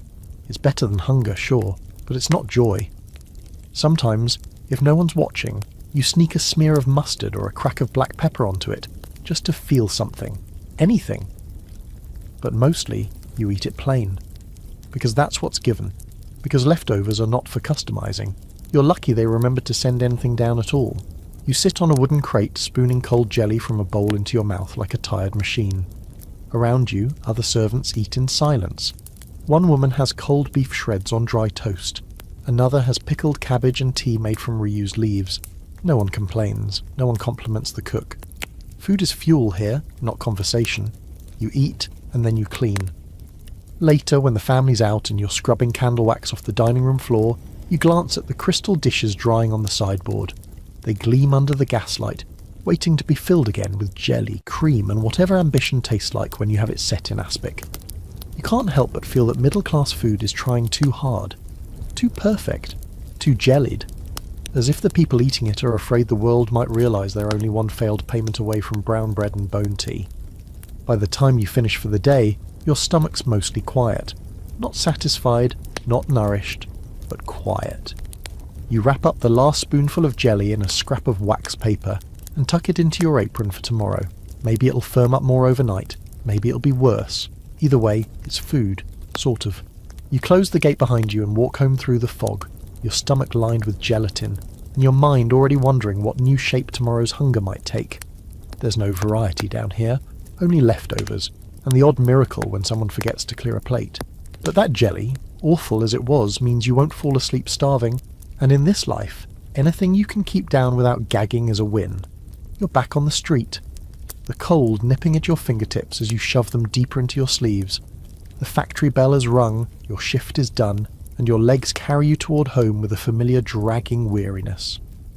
But your path takes you past something irresistible, a bakehouse window glowing with the soft orange haze of candlelight. Behind the glass, a woman is arranging loaves on a shelf. Warm, round, golden loaves. You pause, you stare, and that's when you see it. A tray of fresh buns, green-tinted and gleaming faintly under the lamplight. They're oddly beautiful. Too beautiful. And something about that colour doesn't sit right. But here's the catch.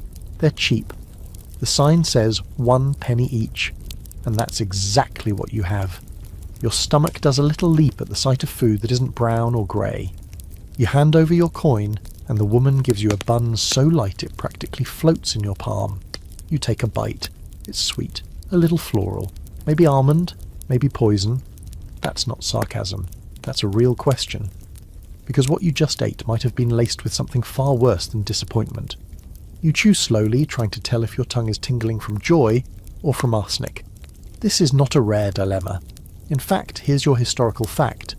Food adulteration in Victorian England was rampant and mostly unregulated until the late 1800s. Vendors added chalk to bread to whiten it, plastered dust to bulk it up, and alum to keep it from going stale. Red lead was used to colour cheese, copper sulphate gave pickles a fresh green pop, and arsenic, yes, arsenic, was found in everything from sweets to beer. It was cheap, effective, and wildly toxic. The infamous Bradford sweets poisoning of 1858 saw more than 200 people fall ill, and at least 20 die after consuming peppermint candies laced with arsenic. The vendor? He didn't even know he'd purchased the colouring from a supplier who'd confused the powder with gypsum. And the customer? She just wanted something nice for her children. Back to your bun. You swallow and wait. Nothing happens immediately. That's either good news or a very bad prelude. You keep walking, chewing carefully. There's a bitter aftertaste that's not quite right, but it's not exactly wrong either. You tell yourself it's probably just too much almond essence.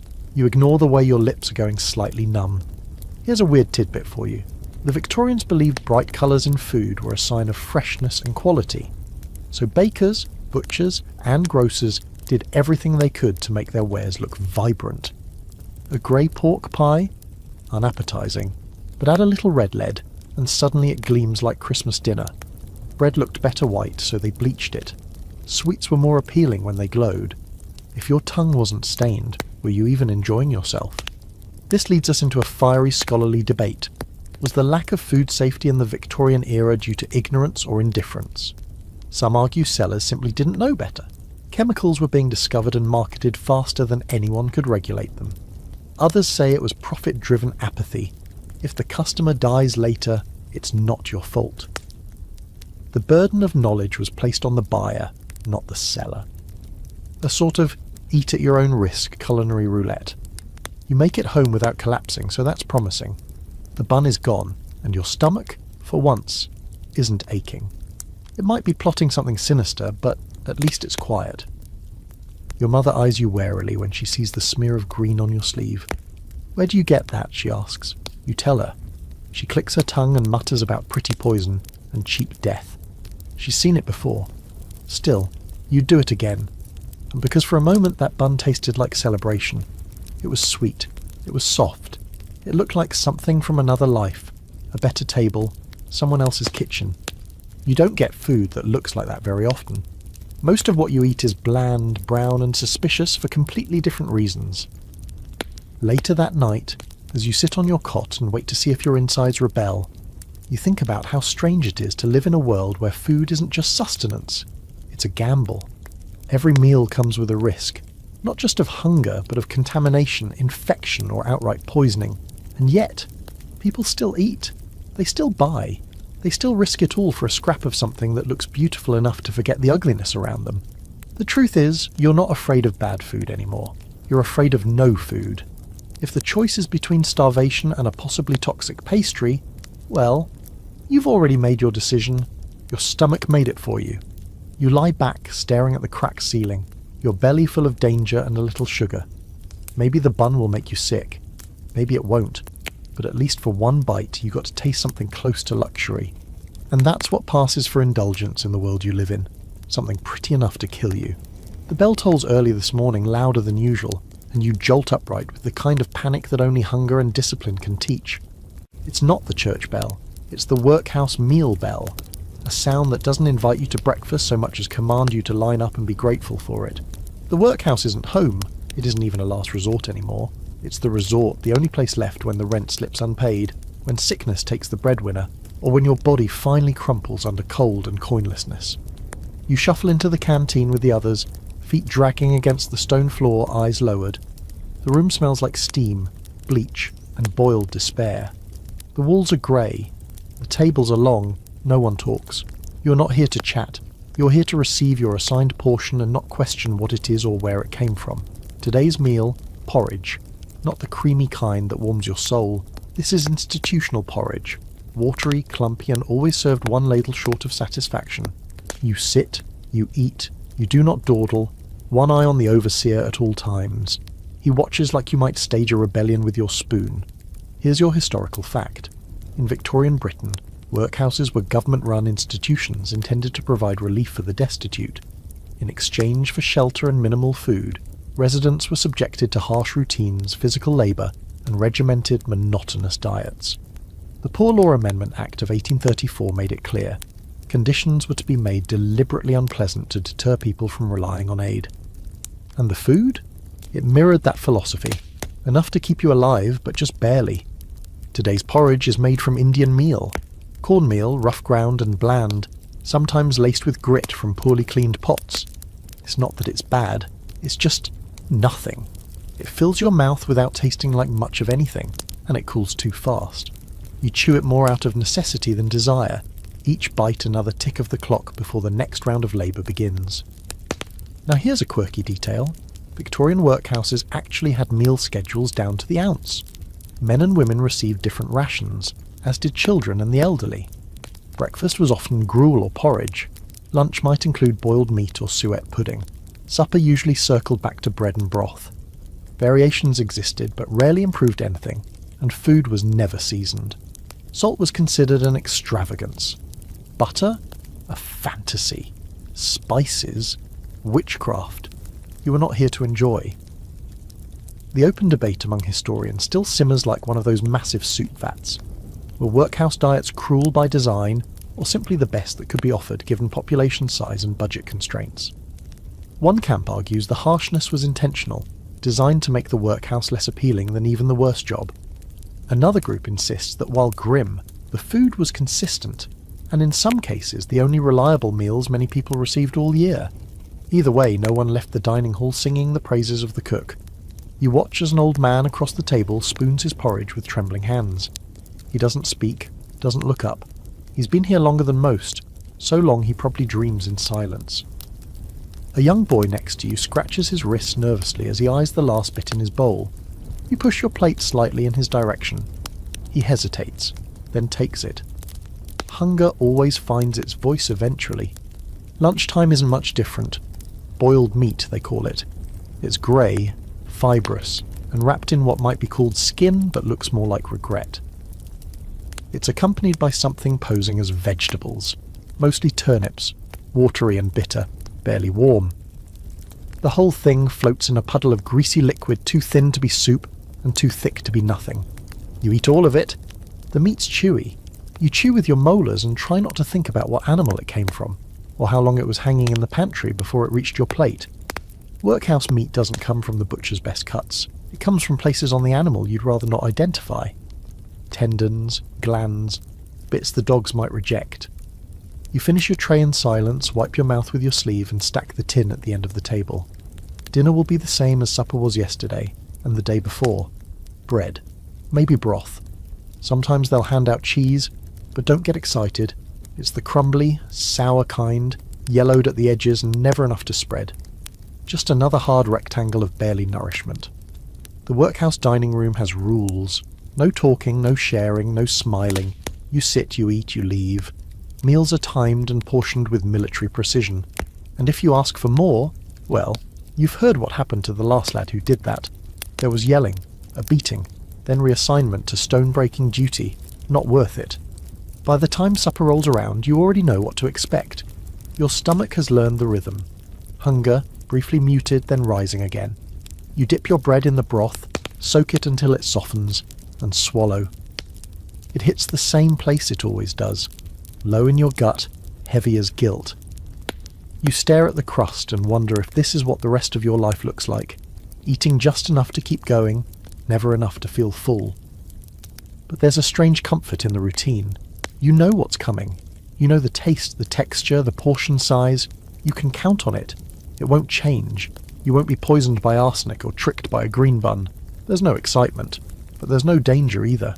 You lie in your cot that night staring at the ceiling, listening to the quiet breathing of the others. Your stomach grumbles softly but not with panic, just with habit. And you think, maybe tomorrow someone will drop a slice of apple in your porridge. Maybe the cook will add a pinch of salt. Maybe the broth will have a whisper of meat in it. Or maybe it won't. Maybe the workhouse bell will ring and everything will be the same again. But you'll rise, line up, and eat. Because eating, no matter how miserable, is survival. The vinegar stings your nose before you even step through the doorway. It clings to the air like a warning, sharp, acidic, and persistent. You're in a tiny backroom kitchen now, cramped between a wall of soot-black pots and a shelf stacked with jars of preserved everything. Pickled onions, pickled cabbage, pickled eggs floating like pale ghosts in cloudy brine. It smells like someone tried to preserve the entire month of February in a jar and then opened it on a hot day. But this isn't a curiosity shop or an apothecary, it's someone's pantry. And tonight, pickled is the only flavour on the menu. Pickling wasn't just a preference in the Victorian era, it was a necessity. Without refrigerators, food had to be preserved somehow, and vinegar became the go-to weapon against spoilage. It was cheap, aggressive, and versatile. You could drown almost anything in it. Vegetables, meat, fish, even fruit. And if you got the brine strong enough, it might last for weeks. Or at least until the taste of vinegar drowned out the taste of decay, which to be honest wasn't always a given. Tonight your family's dinner is cold pickled cabbage and a few slices of tough corned beef, if it can still be called that. The beef is hard around the edges and smells faintly like rusted metal. You slice it thin, trying to convince yourself that the less you chew, the less you'll notice how dry it is. The cabbage is soggy and fluorescent in its own way. Its tang makes your jaw lock and your eyes water. But it's food. It's preserved. And preserved food doesn't get mouldy in the cupboard while you pray for payday. Here's your historical fact. By the mid-19th century, nearly every working-class household had some form of home pickling operation. Industrialised food preservation was still in its infancy, so families relied on salt and vinegar to keep food edible. Cabbage, onions and gherkins were common, but so were less appealing options. Pig's feet, eels, boiled carrots, even eggs that had seen far better days. What makes this even more impressive, or depressing, is the sheer dedication required. You didn't just toss your food into a jar and forget about it. You had to sterilise your glass, if you even had any. Mix the brine, boil it, cool it, and hope you'd measured things correctly. Too little vinegar? Your onions rot. Too much salt? You might as well chew a brick, and heaven help you if someone dropped a dirty spoon in the jar. That one mistake could turn next month's rations into a petri dish. Here's something odd. Victorians pickled fruit too, not just for sweetness, but for sourness. Green walnuts, gooseberries, unripe plums, all pickled. A spoonful of sharp preserved fruit on the side of a fatty meal was seen as both elegant and practical. You've never had pickled cherries yourself, but you've read about them.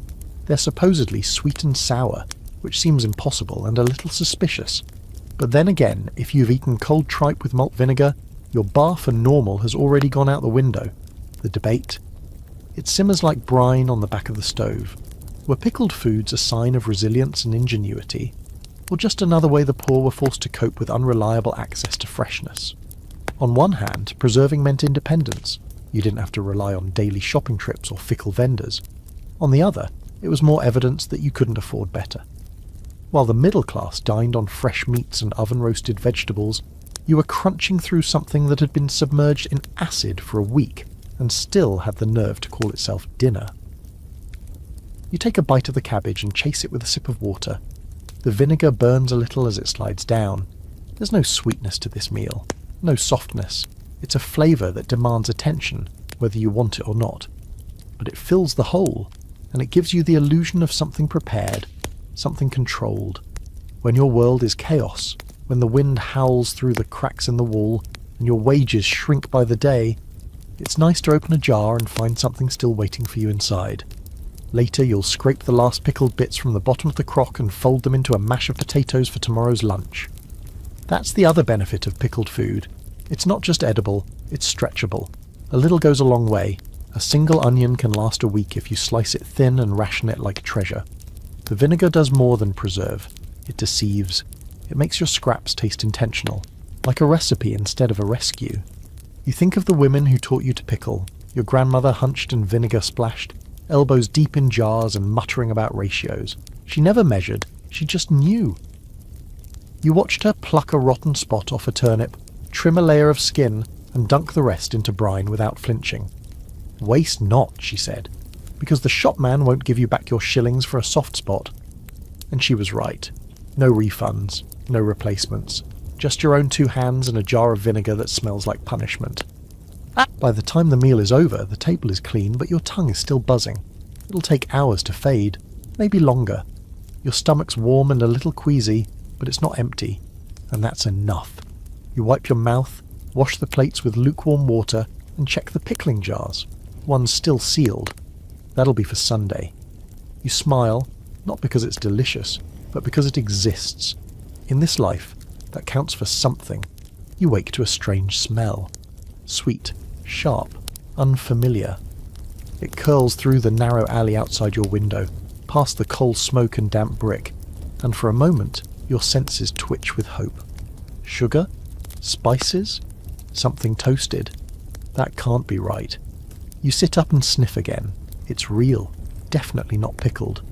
You stumble to the door, rub the sleep from your eyes, and lean out into the street, following the scent like a starving dog. It's coming from 2 doors down, the old widow's place. You weren't expecting luxury on a Tuesday morning, but that smell, that's imported. In the Victorian world, food from the colonies, the far reaches of the British Empire, wasn't just exotic, it was status. Sugar from the Caribbean, tea from India and China, spices from Ceylon, coffee from Africa, these weren't just ingredients, they were power. If your kitchen had cinnamon, you weren't poor. If your pantry held real cane sugar, you probably had servants. These goods floated into British ports by the ton, but they didn't float into your cupboard, not unless you stole them, or scrounged, or worked for a family rich enough to leave scraps behind. Today's historical fact.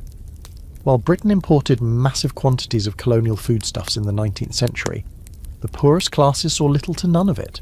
Sugar, for example, became affordable enough that it trickled into working-class kitchens in small amounts, mostly in molasses or coarse brown scrap sugar.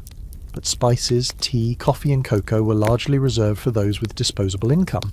Even when prices dropped, they were considered indulgences. For most, a cup of tea wasn't a daily ritual. It was a once-a-week miracle. That scent. Turns out it's molasses cake. The widow had a lodger, someone who works the docks, and he brought home a heel of dark, sticky molasses bread. She mixed it with flour, lard and stale breadcrumbs, and baked it in a soot-blackened tin over the fire. The result? A cake that smells like gingerbread and survival. You don't get a piece, but you stand outside long enough to taste it in the air. Molasses is as close to sugar as most people let you get. It's the dark, sticky runoff from the sugar refining process. Cheap, pungent and more bitter than sweet. But it's versatile. You've had it spooned into porridge, smeared on toast and stirred into boiled water to make tea when the real thing's gone. It doesn't take much, just a dab on the tongue. And suddenly the day feels half a shade brighter. And the quirk of the day? Victorian street vendors sold tiny paper cones filled with molasses for children. They called them stickies. Kids would suck on them for hours, letting the sugar coat their teeth like syrupy armour. It wasn't nutritious. It certainly wasn't clean. But it was a treat. And in a world where most desserts involved bread dipped in milk and prayers, a sticky cone was the closest thing to happiness money could buy. But the bigger issue, the scholarly debate still simmering. Did colonial goods widen the class divide in Victorian Britain, or bridge it? On one hand, yes, sugar and tea eventually became cheap enough that even the poor could access them in small doses. On the other hand, the culture surrounding these items, afternoon tea, sugar-dusted pastries, cinnamon-spiced puddings, was built around exclusion.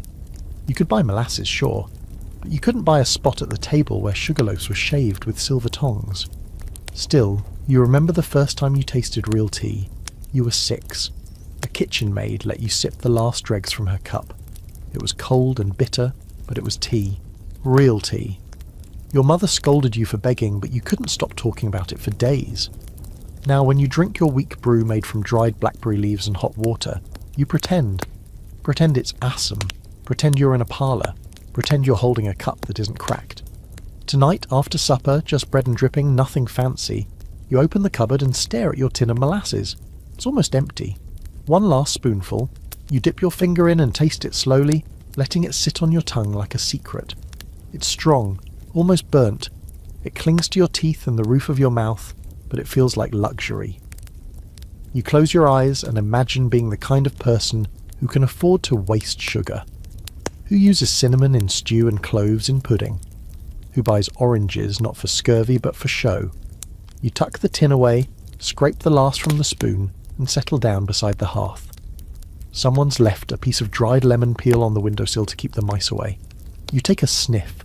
It smells like spice, faint and far away. Like someone else's kitchen. You dream that night of cakes heavy with brown sugar, of cups brimming with sweetened tea, of biscuits that melt on the tongue. But in the morning you'll wake to hard bread and boiled roots. Still, for a few minutes, your dreams taste imported. You step off the curb and into the fog, the kind that hangs like a wet sheet across your face and turns every lantern into a dripping star. Your stomach lurches, not from hunger this time, but from a daring idea, eating out. Not at a proper restaurant, of course. You're not royalty, but maybe a chop house or a cook shop, somewhere with walls, tables and hot food that didn't come out of your own blackened pot. It feels like playing dress-up with pennies. You rub 2 together in your pocket like flint hoping to spark fire. You've passed this particular chop house a dozen times. The windows are streaked with grease, and the sign hangs askew reading Meals 2D in faded white paint. It's cheap, that's the draw. You step inside. The smell hits first. Meat, old ale, fried onions, and something vaguely fishy lingering under it all. It's warm, at least. That counts for something. There's a long wooden counter up front, and a woman with flour on her apron and contempt in her eyes takes your coin without blinking. You're handed a plate with something that vaguely resembles meat. Maybe pork, maybe mutton. It's been chopped, fried, or possibly just seared by accident. On the side is a puddle of what they're calling gravy, and a lump of mashed potatoes so stiff it's holding its shape like it's auditioning for sculpture class. You sit at a sticky table, surrounded by men in soot-streaked coats, their hats off, but their manners left at the door. Here's your historical fact. Chop houses and cook shops were the most affordable dining options for Victorian workers who didn't have access to a kitchen or the time to use one. They offered hearty, no-frills meals like boiled beef and potatoes, suet puddings, pies and fried chops, all for a few pennies. But they were also notoriously inconsistent. Sanitation was optional, menus were suggestions, and freshness often depended on how sharp your sense of smell was. You take a bite, it's not terrible, it's just confounding. The meat is tough, stringy, and spiced with something you can't place. Pepper, coal dust, desperation. The gravy helps it slide down, though it tastes like watered-down beef stock with a hint of flour and regret. The potatoes are cold in the middle, but they're potatoes. Solid, filling. You chew slowly, glancing around to see who else is dining here. There's an old sailor with a pipe clenched between his gums, nodding off between bites. A washerwoman hunched over her meal like she's trying to disappear into it. 2 boys no older than 12 sharing a pie with their bare hands. No one talks. There's a rhythm to the silence, just chewing, swallowing, sighing, the sound of tired bodies accepting tired food. Here's something strange for you. Many of these establishments didn't actually own cutlery. You were expected to bring your own spoon and knife. Forgot yours? Eat with your fingers, or borrow from a stranger. Risky business, considering the state of Victorian hygiene. Salt was kept in crusted communal bowls. Pepper came from tins passed between tables. You didn't order here. You received whatever was cooking, whatever had survived the day, whatever hadn't yet walked off the shelf on its own. Now, the debate. Did these cheap eateries democratise food, or exploit the desperation of the urban poor? Some historians argue that they offered essential nourishment to those working long hours, without a home base to return to. Others see them as early fast food traps, selling barely edible meals at just high enough a price to drain your wages while keeping you coming back. You left full, yes, but rarely satisfied, and never with change in your pocket. You scrape up the last of the potatoes and mop up the gravy with the heel of bread included with your meal. It's dry and full of holes, but it's still bread. You feel it settle in your stomach with the weight of something earned. You glance at your empty plate and think, at least I didn't cook it. That's worth a penny or two, right? Before you leave, you take a look at the chalkboard near the back. Tomorrow's offerings: beef hash, onion stew, eel pie. You might come back, or you might not. Depends on the coins. Depends on how your gut handles the mystery meat over the next 12 hours. You once heard of a man who ate a bad chop and died 2 days later from internal putrefaction. The term still haunts you. But so does hunger. Outside, the cold hits you like a slap. Your breath fogs the air again. The heat from the cookshop disappears the moment the door swings shut behind you. But you walk a little straighter. You've eaten. Your stomach is quiet. That alone makes you luckier than half the city tonight. You pass a bakery with cakes in the window. Of course you stop. The display is for rich mouths, rich eyes, rich children with clean mittens and sticky fingers. You look, then you move on. You've had your meal. It was ugly and it was anonymous, but it didn't try to be anything else. For now, that's enough. You make it home just as the rain starts. You shake off your coat, sit by the fire and think about the chop house. The clatter, the smell, the taste. Not a feast, not even comfort. But for a brief fleeting hour you were a customer. Not just a cook, a beggar, or a mouth waiting to be filled. You had a seat at a table, and that's a different kind of full. It's after dark, and the house has gone quiet, save for the occasional creak from the floorboards above, or the low hiss from the hearth where embers whisper themselves into ash. You're still in the scullery, sleeves rolled up, hands raw from soap and scrubbing. The family you serve has gone upstairs. Dinner is over. The plates have been cleared, the crumbs swept into a silver pan and tossed without thought.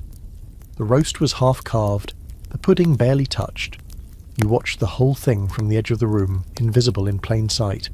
And now, finally, you're alone in the kitchen, surrounded by leftovers no one will claim. This is your moment. Not a break exactly, but a chance to forage through what remains and see if you can feed yourself without raising suspicion. Because being a servant in Victorian England means knowing how to eat without leaving evidence. Tonight you spot a sliver of cold beef still stuck to a carving board, half a spoonful of dripping in the corner of a dish, and the faintest smear of jam clinging to the rim of an abandoned tart tin. You work quickly and quietly. The beef goes into your mouth first, chewed fast before anyone hears you. The dripping? You scoop it onto the edge of a heel of bread that's too stale to serve but perfect for you. The jam? You scrape it off with your finger and lick it clean. It tastes like stolen summer. Here's your historical fact. Many Victorian servants survived on leftovers, while some wealthier employers offered formal servant meals, usually plain but adequate. Many lower-ranking workers, especially scullery maids, errand boys and charwomen, were expected to help themselves to what was left. There were rules, of course, unspoken ones. You could eat scraps, but only if you didn't leave a trace. You could nibble crusts, but woe to you if anyone noticed the filling gone. This is what makes it a game of precision. You don't take a whole slice of pudding. You skim the edge, balance the flavours, redistribute the crumbs. Your success isn't measured in fullness, but in how little evidence remains. The goal isn't just eating, it's not getting caught. Tonight you feel lucky. The roast had a bone that no one touched. Still plenty of flavour left. You suck on it when you're back in your room, savouring every last bit of gristle like a fine delicacy. You remember once when the housekeeper caught you with a piece of cold sausage and didn't say a word. Just raised her eyebrow and let you sweat for a week. You didn't eat meat again for a month after that, just out of caution. Here's a weird one. Some servants, particularly kitchen boys, developed complex systems of pre-tasting food. A bit of stew, a few peas, a lick of the custard spoon. Just to make sure it wasn't poisoned, of course. At least that's what they claimed. The line between duty and hunger got blurry when the meat was hot and the cook wasn't looking. The debate among historians is oddly divided.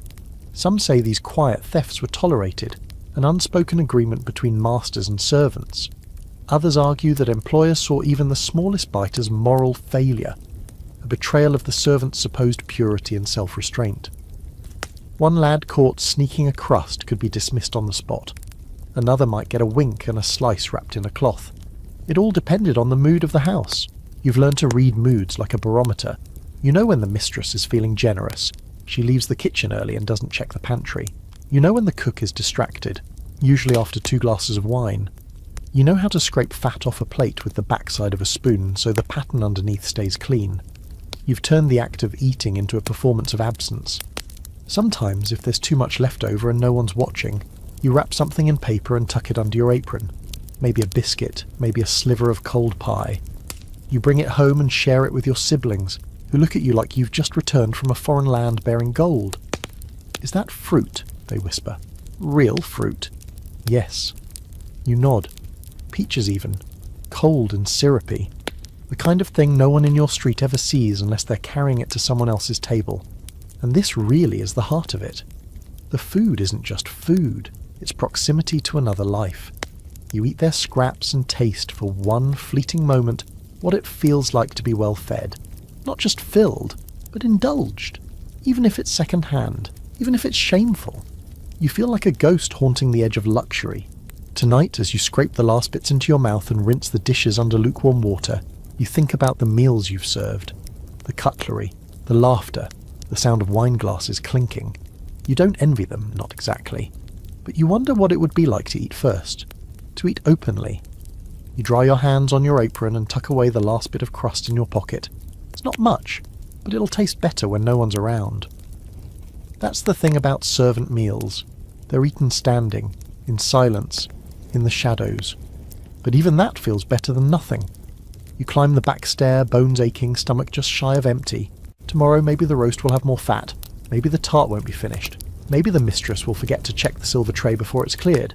You don't ask for a feast, just a scrap. Something sweet, something secret. It's midweek and the rain is relentless, sliding down rooftops in crooked streams, soaking into the street muck until everything smells like ash, rotted leaves, and wet brick. You've got 2 hours before the next shift at the mill, and your belly's been making noises so loud it's practically conducting its own symphony. But you've got an idea. An old one, picked up from a girl who used to work beside you before she disappeared without warning. She called it a diet trick, though she said it with a grim little smirk that made you think the word trick was doing most of the work. Time to try a Victorian health fad. What could go wrong? You reach into your coat pocket and pull out a half-filled bottle of something dark and sharp-smelling. Vinegar. Plain malt, the cheap kind, the kind that burns your throat and makes your mouth pucker like it's been slapped. You take a swig, it hits hard, your nose tingles, your eyes water, but your stomach stops growling, at least for a moment. That's the trick, apparently. It numbs the hunger. It's not nutrition, it's just a distraction. Vinegar diets were all the rage in certain Victorian circles, though they took very different shapes depending on which side of the social divide you stood on. The poor drank it because it was cheap, available, and, most importantly, it made them feel just full enough to keep going. The rich, they drank it because Lord Byron did. And that's your historical fact. The vinegar diet was popularised by Lord Byron in the early 19th century, who claimed it helped maintain his famously thin frame. He'd reportedly drink water laced with vinegar and eat only dry biscuits or boiled vegetables. His devoted fans, mostly upper-class women desperate to emulate his pallid elegance, followed suit, often to the point of fainting. Meanwhile, poor women discovered the same effect quite by accident. When your food runs out, vinegar tricks the stomach into thinking there's something in it. You chase the vinegar with a crust of stale bread that tastes like old cardboard and vinegar. Surprise, but at least it gives your teeth something to do. Next to you, a woman takes a raw egg, cracks it into a chipped teacup and slurps it down in one gulp. She wipes her mouth and mutters, "Keeps the skin clear." You've heard that one before too. Let's call that your fringe fact for the day. One particularly strange Victorian health fad involved mixing raw eggs into alcoholic drinks, usually sherry, brandy or port, as a form of tonic. Raw eggs in wine weren't just seen as nourishing, they were believed to cure everything from melancholy to muscle fatigue. This egg flip, or egg posset, was especially recommended for women and invalids. Of course, whether it helped anything is still up for debate. Mostly it just slid down your throat and sat in your stomach like a warm question mark. You're not quite ready for the egg. But you've heard of other tricks too. Some girls chew paper, some chew rags dipped in vinegar, some smoke when they can get a pinch of tobacco. Not because they like it, but because it blunts the edge of emptiness. You once tried filling your stomach with hot water, pretending it was broth. It worked until you had to stand for hours, stomach sloshing, limbs going numb. The real debate, the one that doesn't make it into polite conversation, is whether these diets were really about health, or just survival disguised as fashion. Historians argue over it. Some say the working poor took cues from the elite, chasing thinness because society equated it with virtue. Others argue it was the other way around. The elite romanticised starvation because they didn't have to live it. Whatever the case, when your ribs show through your shirt, no one asks whether it's a diet or a disaster. They just avert their eyes. You look down at your hands, thin, calloused, dry. You take another swig of vinegar. This one's worse than the last. Your stomach tightens, but again the growling stops. A small mercy. You keep the bottle with you, tucked into your apron, like a secret. A meal in a bottle, even if it's more fiction than fact. You make it to the mill just as the horn sounds. Your breath still smells sharp. Your mouth feels like it's been scrubbed with lemon rind. But you're upright, you're working, and no one can see the hunger inside you flinching like a kicked dog. At break time, one of the girls offers you a bite of something wrapped in paper. "It's potato," she says, "and a bit of lard." You smile and decline.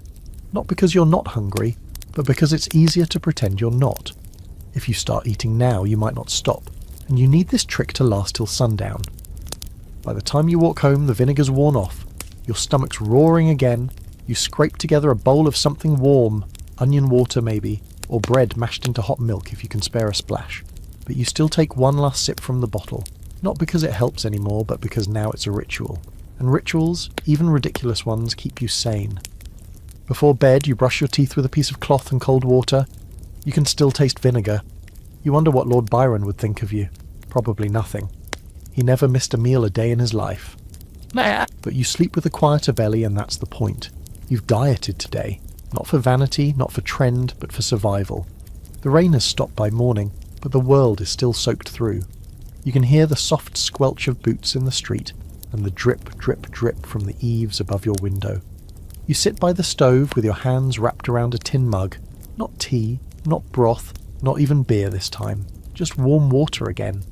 Your breath curls up in little ghost puffs as you sip and try not to think about food yet. It's Sunday. That means dinner. Real dinner. Or at least the closest thing you're likely to see all week.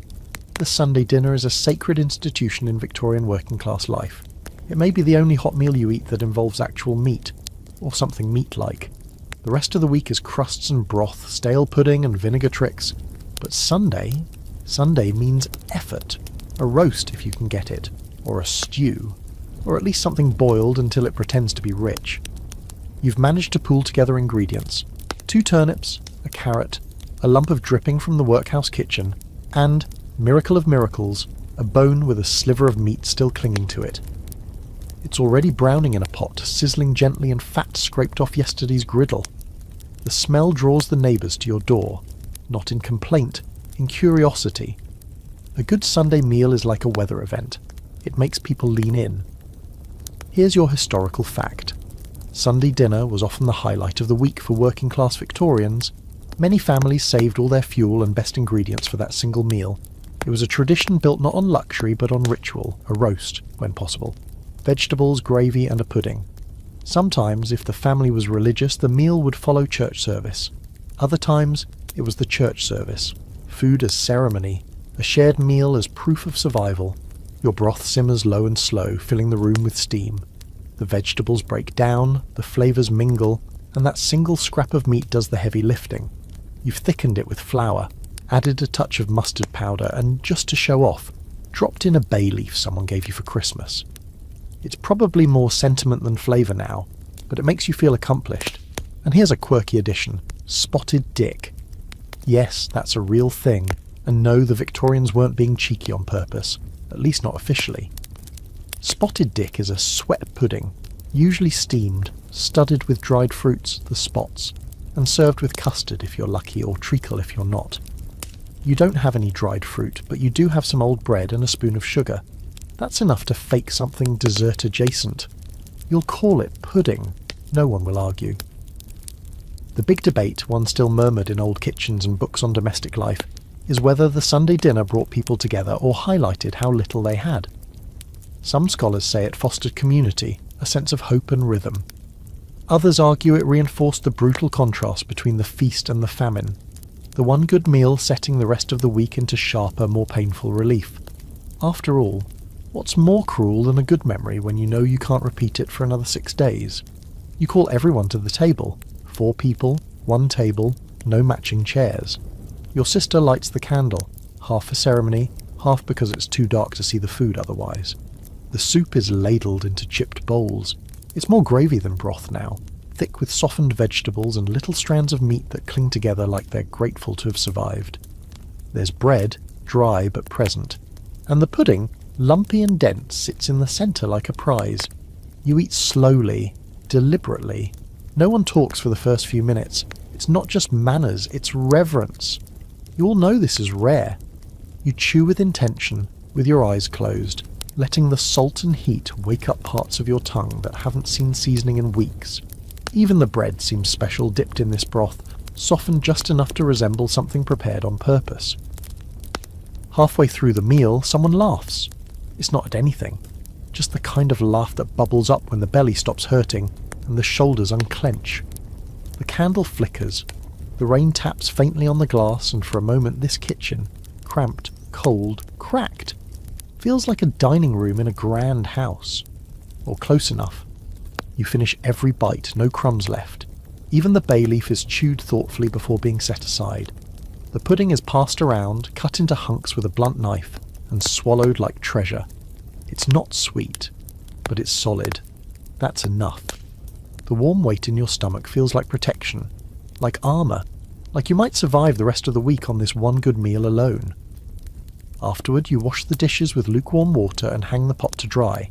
You pack the leftover crusts, if there are any, for someone's breakfast. You store the broth fat in a jar for Wednesday's gruel. Nothing gets wasted. The Sunday dinner gives birth to a dozen lesser meals. It lives on, quietly, in Monday's stew, Tuesday's sandwich, Thursday's soup. And later that night, as you lie in bed with the smell of cooked onions still clinging to your shirt, you replay the meal in your mind. Not just the taste, but the moment. Everyone around the table, everyone chewing, everyone breathing easy for a little while. You think, maybe next week you'll have a bit more dripping, maybe 2 bones, maybe a real pudding with raisins. It's not much of a dream, but it's yours. You're standing in the queue at the butcher's, and you can already tell today's haul won't be good. The smell hits before you're even inside, sour, slightly metallic, with a hint of something sweet that shouldn't be sweet. Rot, maybe, or bleach, or both. You glance at the other faces in line. No one looks surprised, just resigned. You're all here for the same thing, meat that shouldn't be meat anymore, marked down for those desperate enough to take it home and pretend it's still food. There's a woman near the front arguing about a slab of pork that's turning green around the edges.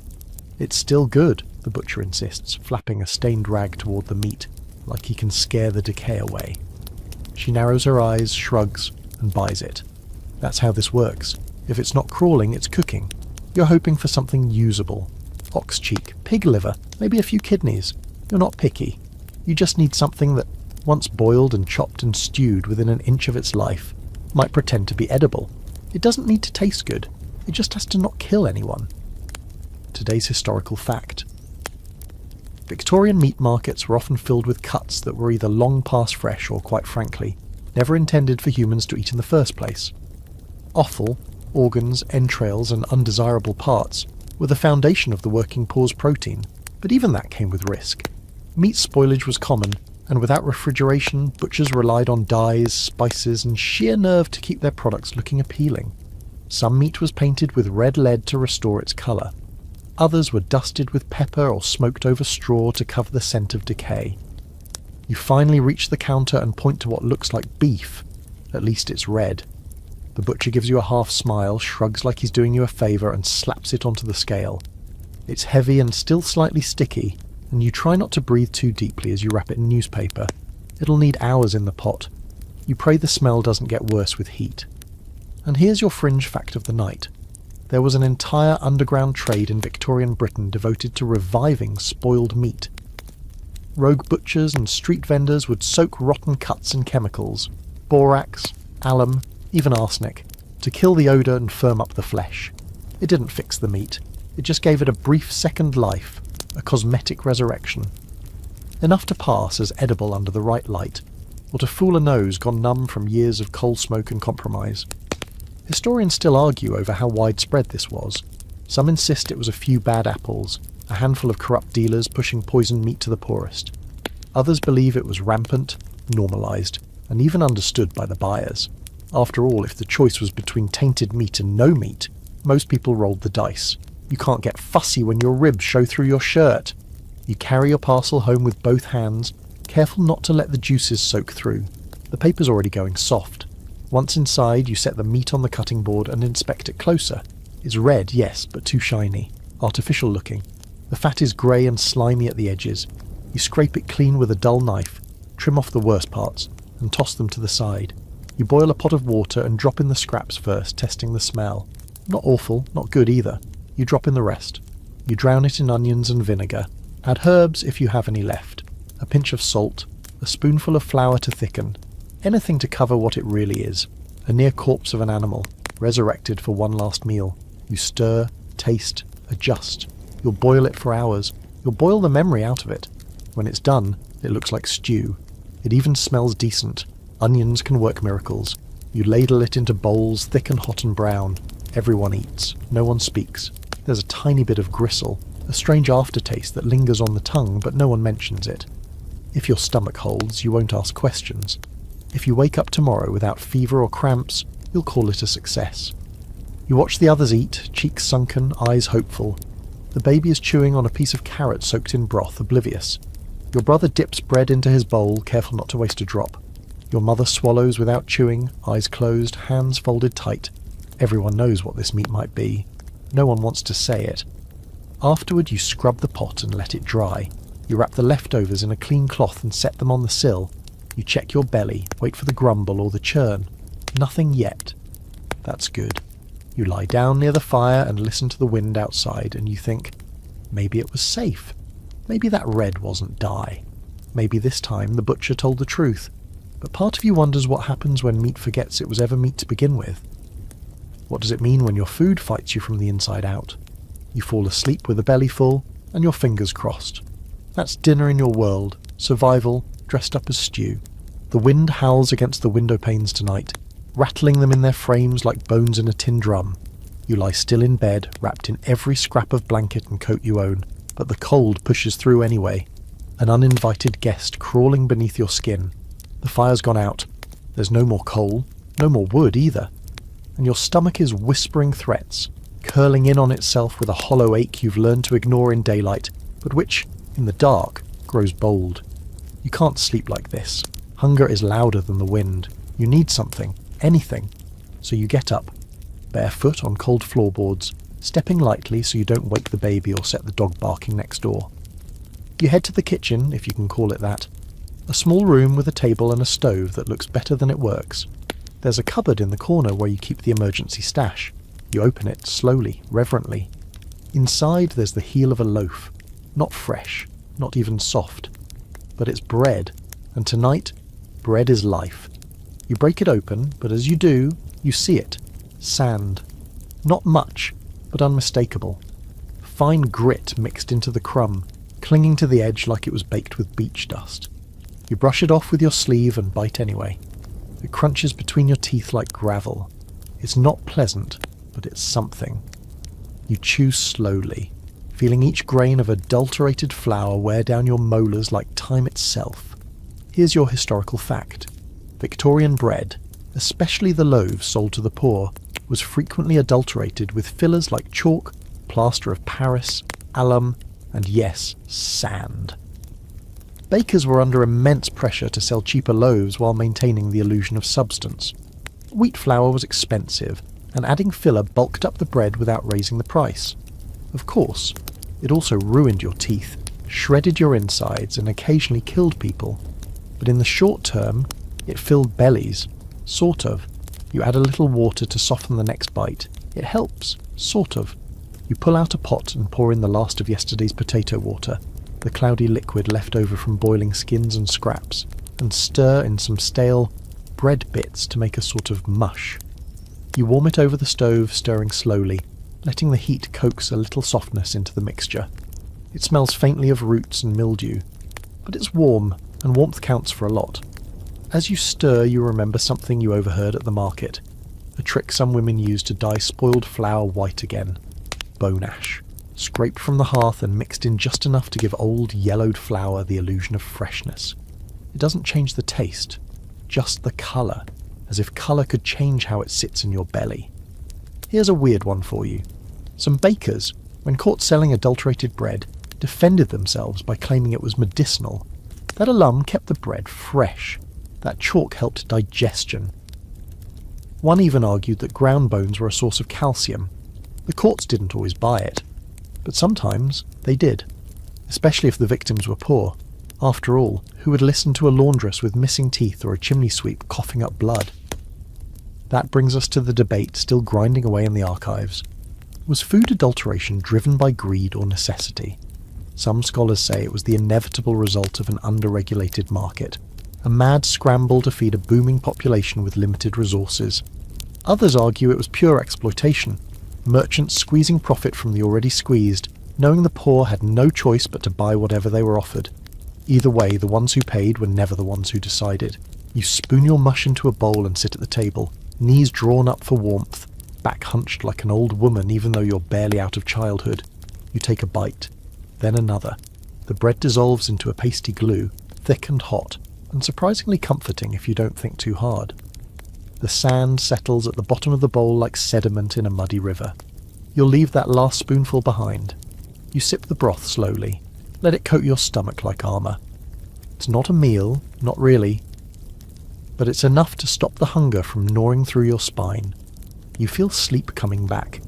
You set the bowl aside, wipe your mouth with your sleeve, and crawl back to bed, burrowing under your patchwork of blankets like a mole into earth. And lying there, half asleep, you wonder, how many people have eaten this same meal tonight? How many have crunched the same sand between their teeth? How many have swallowed poison and prayed it was just filler? You don't know, but you imagine them like stars, scattered across the city, flickering with hunger, each bowl of mush a tiny fire in the dark. You drift off eventually. The wind keeps blowing. The hunger keeps quiet for now. And in your dreams the bread is soft, the flour is clean, and nothing crunches unless it's sugar. Morning comes with a grey, listless sky, and the kind of light that doesn't feel like light at all. Just a paler shade of dark. You're already awake, of course. You've been up since the chimney started coughing smoke down the flue, and the neighbour's baby began wailing like the start of Judgment Day. But there's no time to lie around wondering if you'll feel better or worse when you stand up. You already know the answer. Today is the day you do what you swore you wouldn't. You go to the Bone Man. He's not officially called that, of course. He's just Mr. Crake, the man who sells bones out of a wooden stall by the slaughterhouse gate. But everyone in your street knows what he is. A dealer in fragments.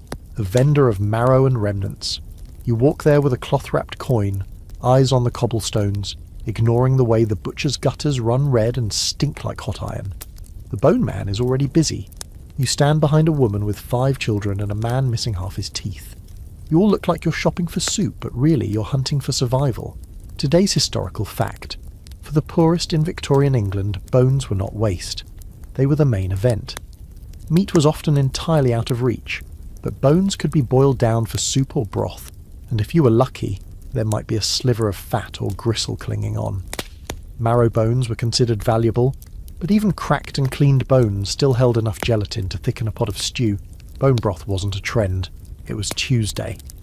You get 3 bones for your coin, 1 large beef joint, hollow and pale, and 2 knobbly ones with thin ribbons of tendon still clinging on. You thank the Bone Man like he saved your life, and maybe he has. You take them home, rinse off the grime and drop them into a pot already lined with onion peels, carrot tops, and a few limp sprigs of thyme scrounged from the alley. The broth simmers all day. You keep adding water, let it reduce. Add more, let it go again. It turns cloudy and gold and smells like something rich and ancient. You skim the top, pick out flecks of protein, and chew them like treasure. By evening, it's ready. You serve it with bread so dry it threatens to splinter your gums. But dipped into that broth, it becomes soft again, like hope. Here's your quirky detail. In some London households, a single bone might be boiled and reboiled for up to a week. The first day was for broth, the second for stew. By the third day, it flavoured porridge. By the fourth, it was boiled again with vinegar to extract calcium, bone tea. By the 6th, if there was anything left, the softened bone itself was sometimes ground up and added back into meals as filler. Waste was not just a sin. It was unaffordable. Your family eats in silence, not because the food is bad, but because it's better than expected. The marrow melted into the broth gives it a richness that feels luxurious, even decadent. No one talks, but your brother licks his spoon, and your mother hums softly through her nose. That's about as close as anyone gets to praise. The debate among scholars circles back here, again and again. Did the Victorian poor make miracles with nothing, or were they simply surviving in slow motion? Some romanticize it, speak of thrift and ingenuity, of how the poor could make a meal from air. Others argue that these meals were acts of quiet desperation, that survival became so creative only because the system had abandoned them entirely. A pot of bone broth wasn't resourcefulness, it was evidence. After dinner you save the bones. Of course you do. You wrap them in cloth and tuck them away. Tomorrow they'll go back into the pot. By Friday they'll barely flavour the water, but you'll boil them anyway. It's not about taste, it's about ritual, something hot, something to fill the space. You sit by the fire, such as it is, and think about the meals you've known.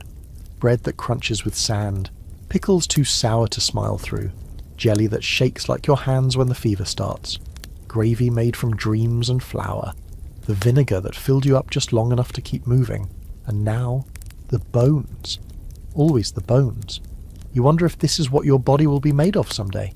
A lifetime of boiled down leftovers and hollow promises. You close your eyes and let your mind drift.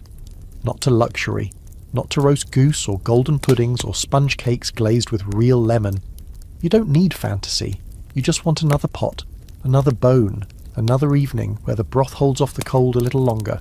Tomorrow you'll boil the bones again, and the day after, and the day after that.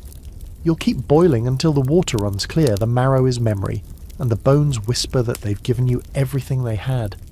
Only then will you let them go. And when you do, you'll walk past the butcher's gate, past the stalls, past the Bone Man, head up, belly warm, with just enough left in your pocket for another week of surviving. Because in this life, that's what eating really means. Not taste, not luxury, not even fullness. Just enough. Always just enough. Wind down. Final 300 words. You lie in bed now, full. Not in the way the rich mean it, not stuffed or satisfied, but full enough to sleep without flinching. The house is dark.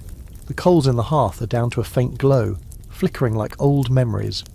Around you, the quiet hum of the night carries the same rhythm it always does. A cough from the next room, the shuffle of rats between the walls, the occasional drip from a cracked ceiling tile. But your belly is warm. Your bones don't ache. You've eaten. That's enough. This world, your world, doesn't ask for grand feasts or golden forks. It asks only that you last until morning, that you take what scraps you can, make them stretch, and turn them into something edible, something just shy of terrible. And you've done that. With bread that chews like gravel, soup made from bones long since abandoned, vinegar sipped like wine, and stolen pudding crusts that taste like forbidden fruit. You've survived every bite. Every bland, grey, bitter, greasy, half-rotten, overboiled bite. Because this is what real survival looked like in the Victorian era. Not gaslit ballrooms and cucumber sandwiches, but quiet kitchens, rationed drippings, stomachs learning to be patient. You foraged, begged, borrowed, and boiled your way through an era that promised so little and delivered even less. And still, somehow, you made it. So now, let your eyes close. Let your hands unclench. Let your stomach settle into that rare, sacred quiet. You've earned this sleep.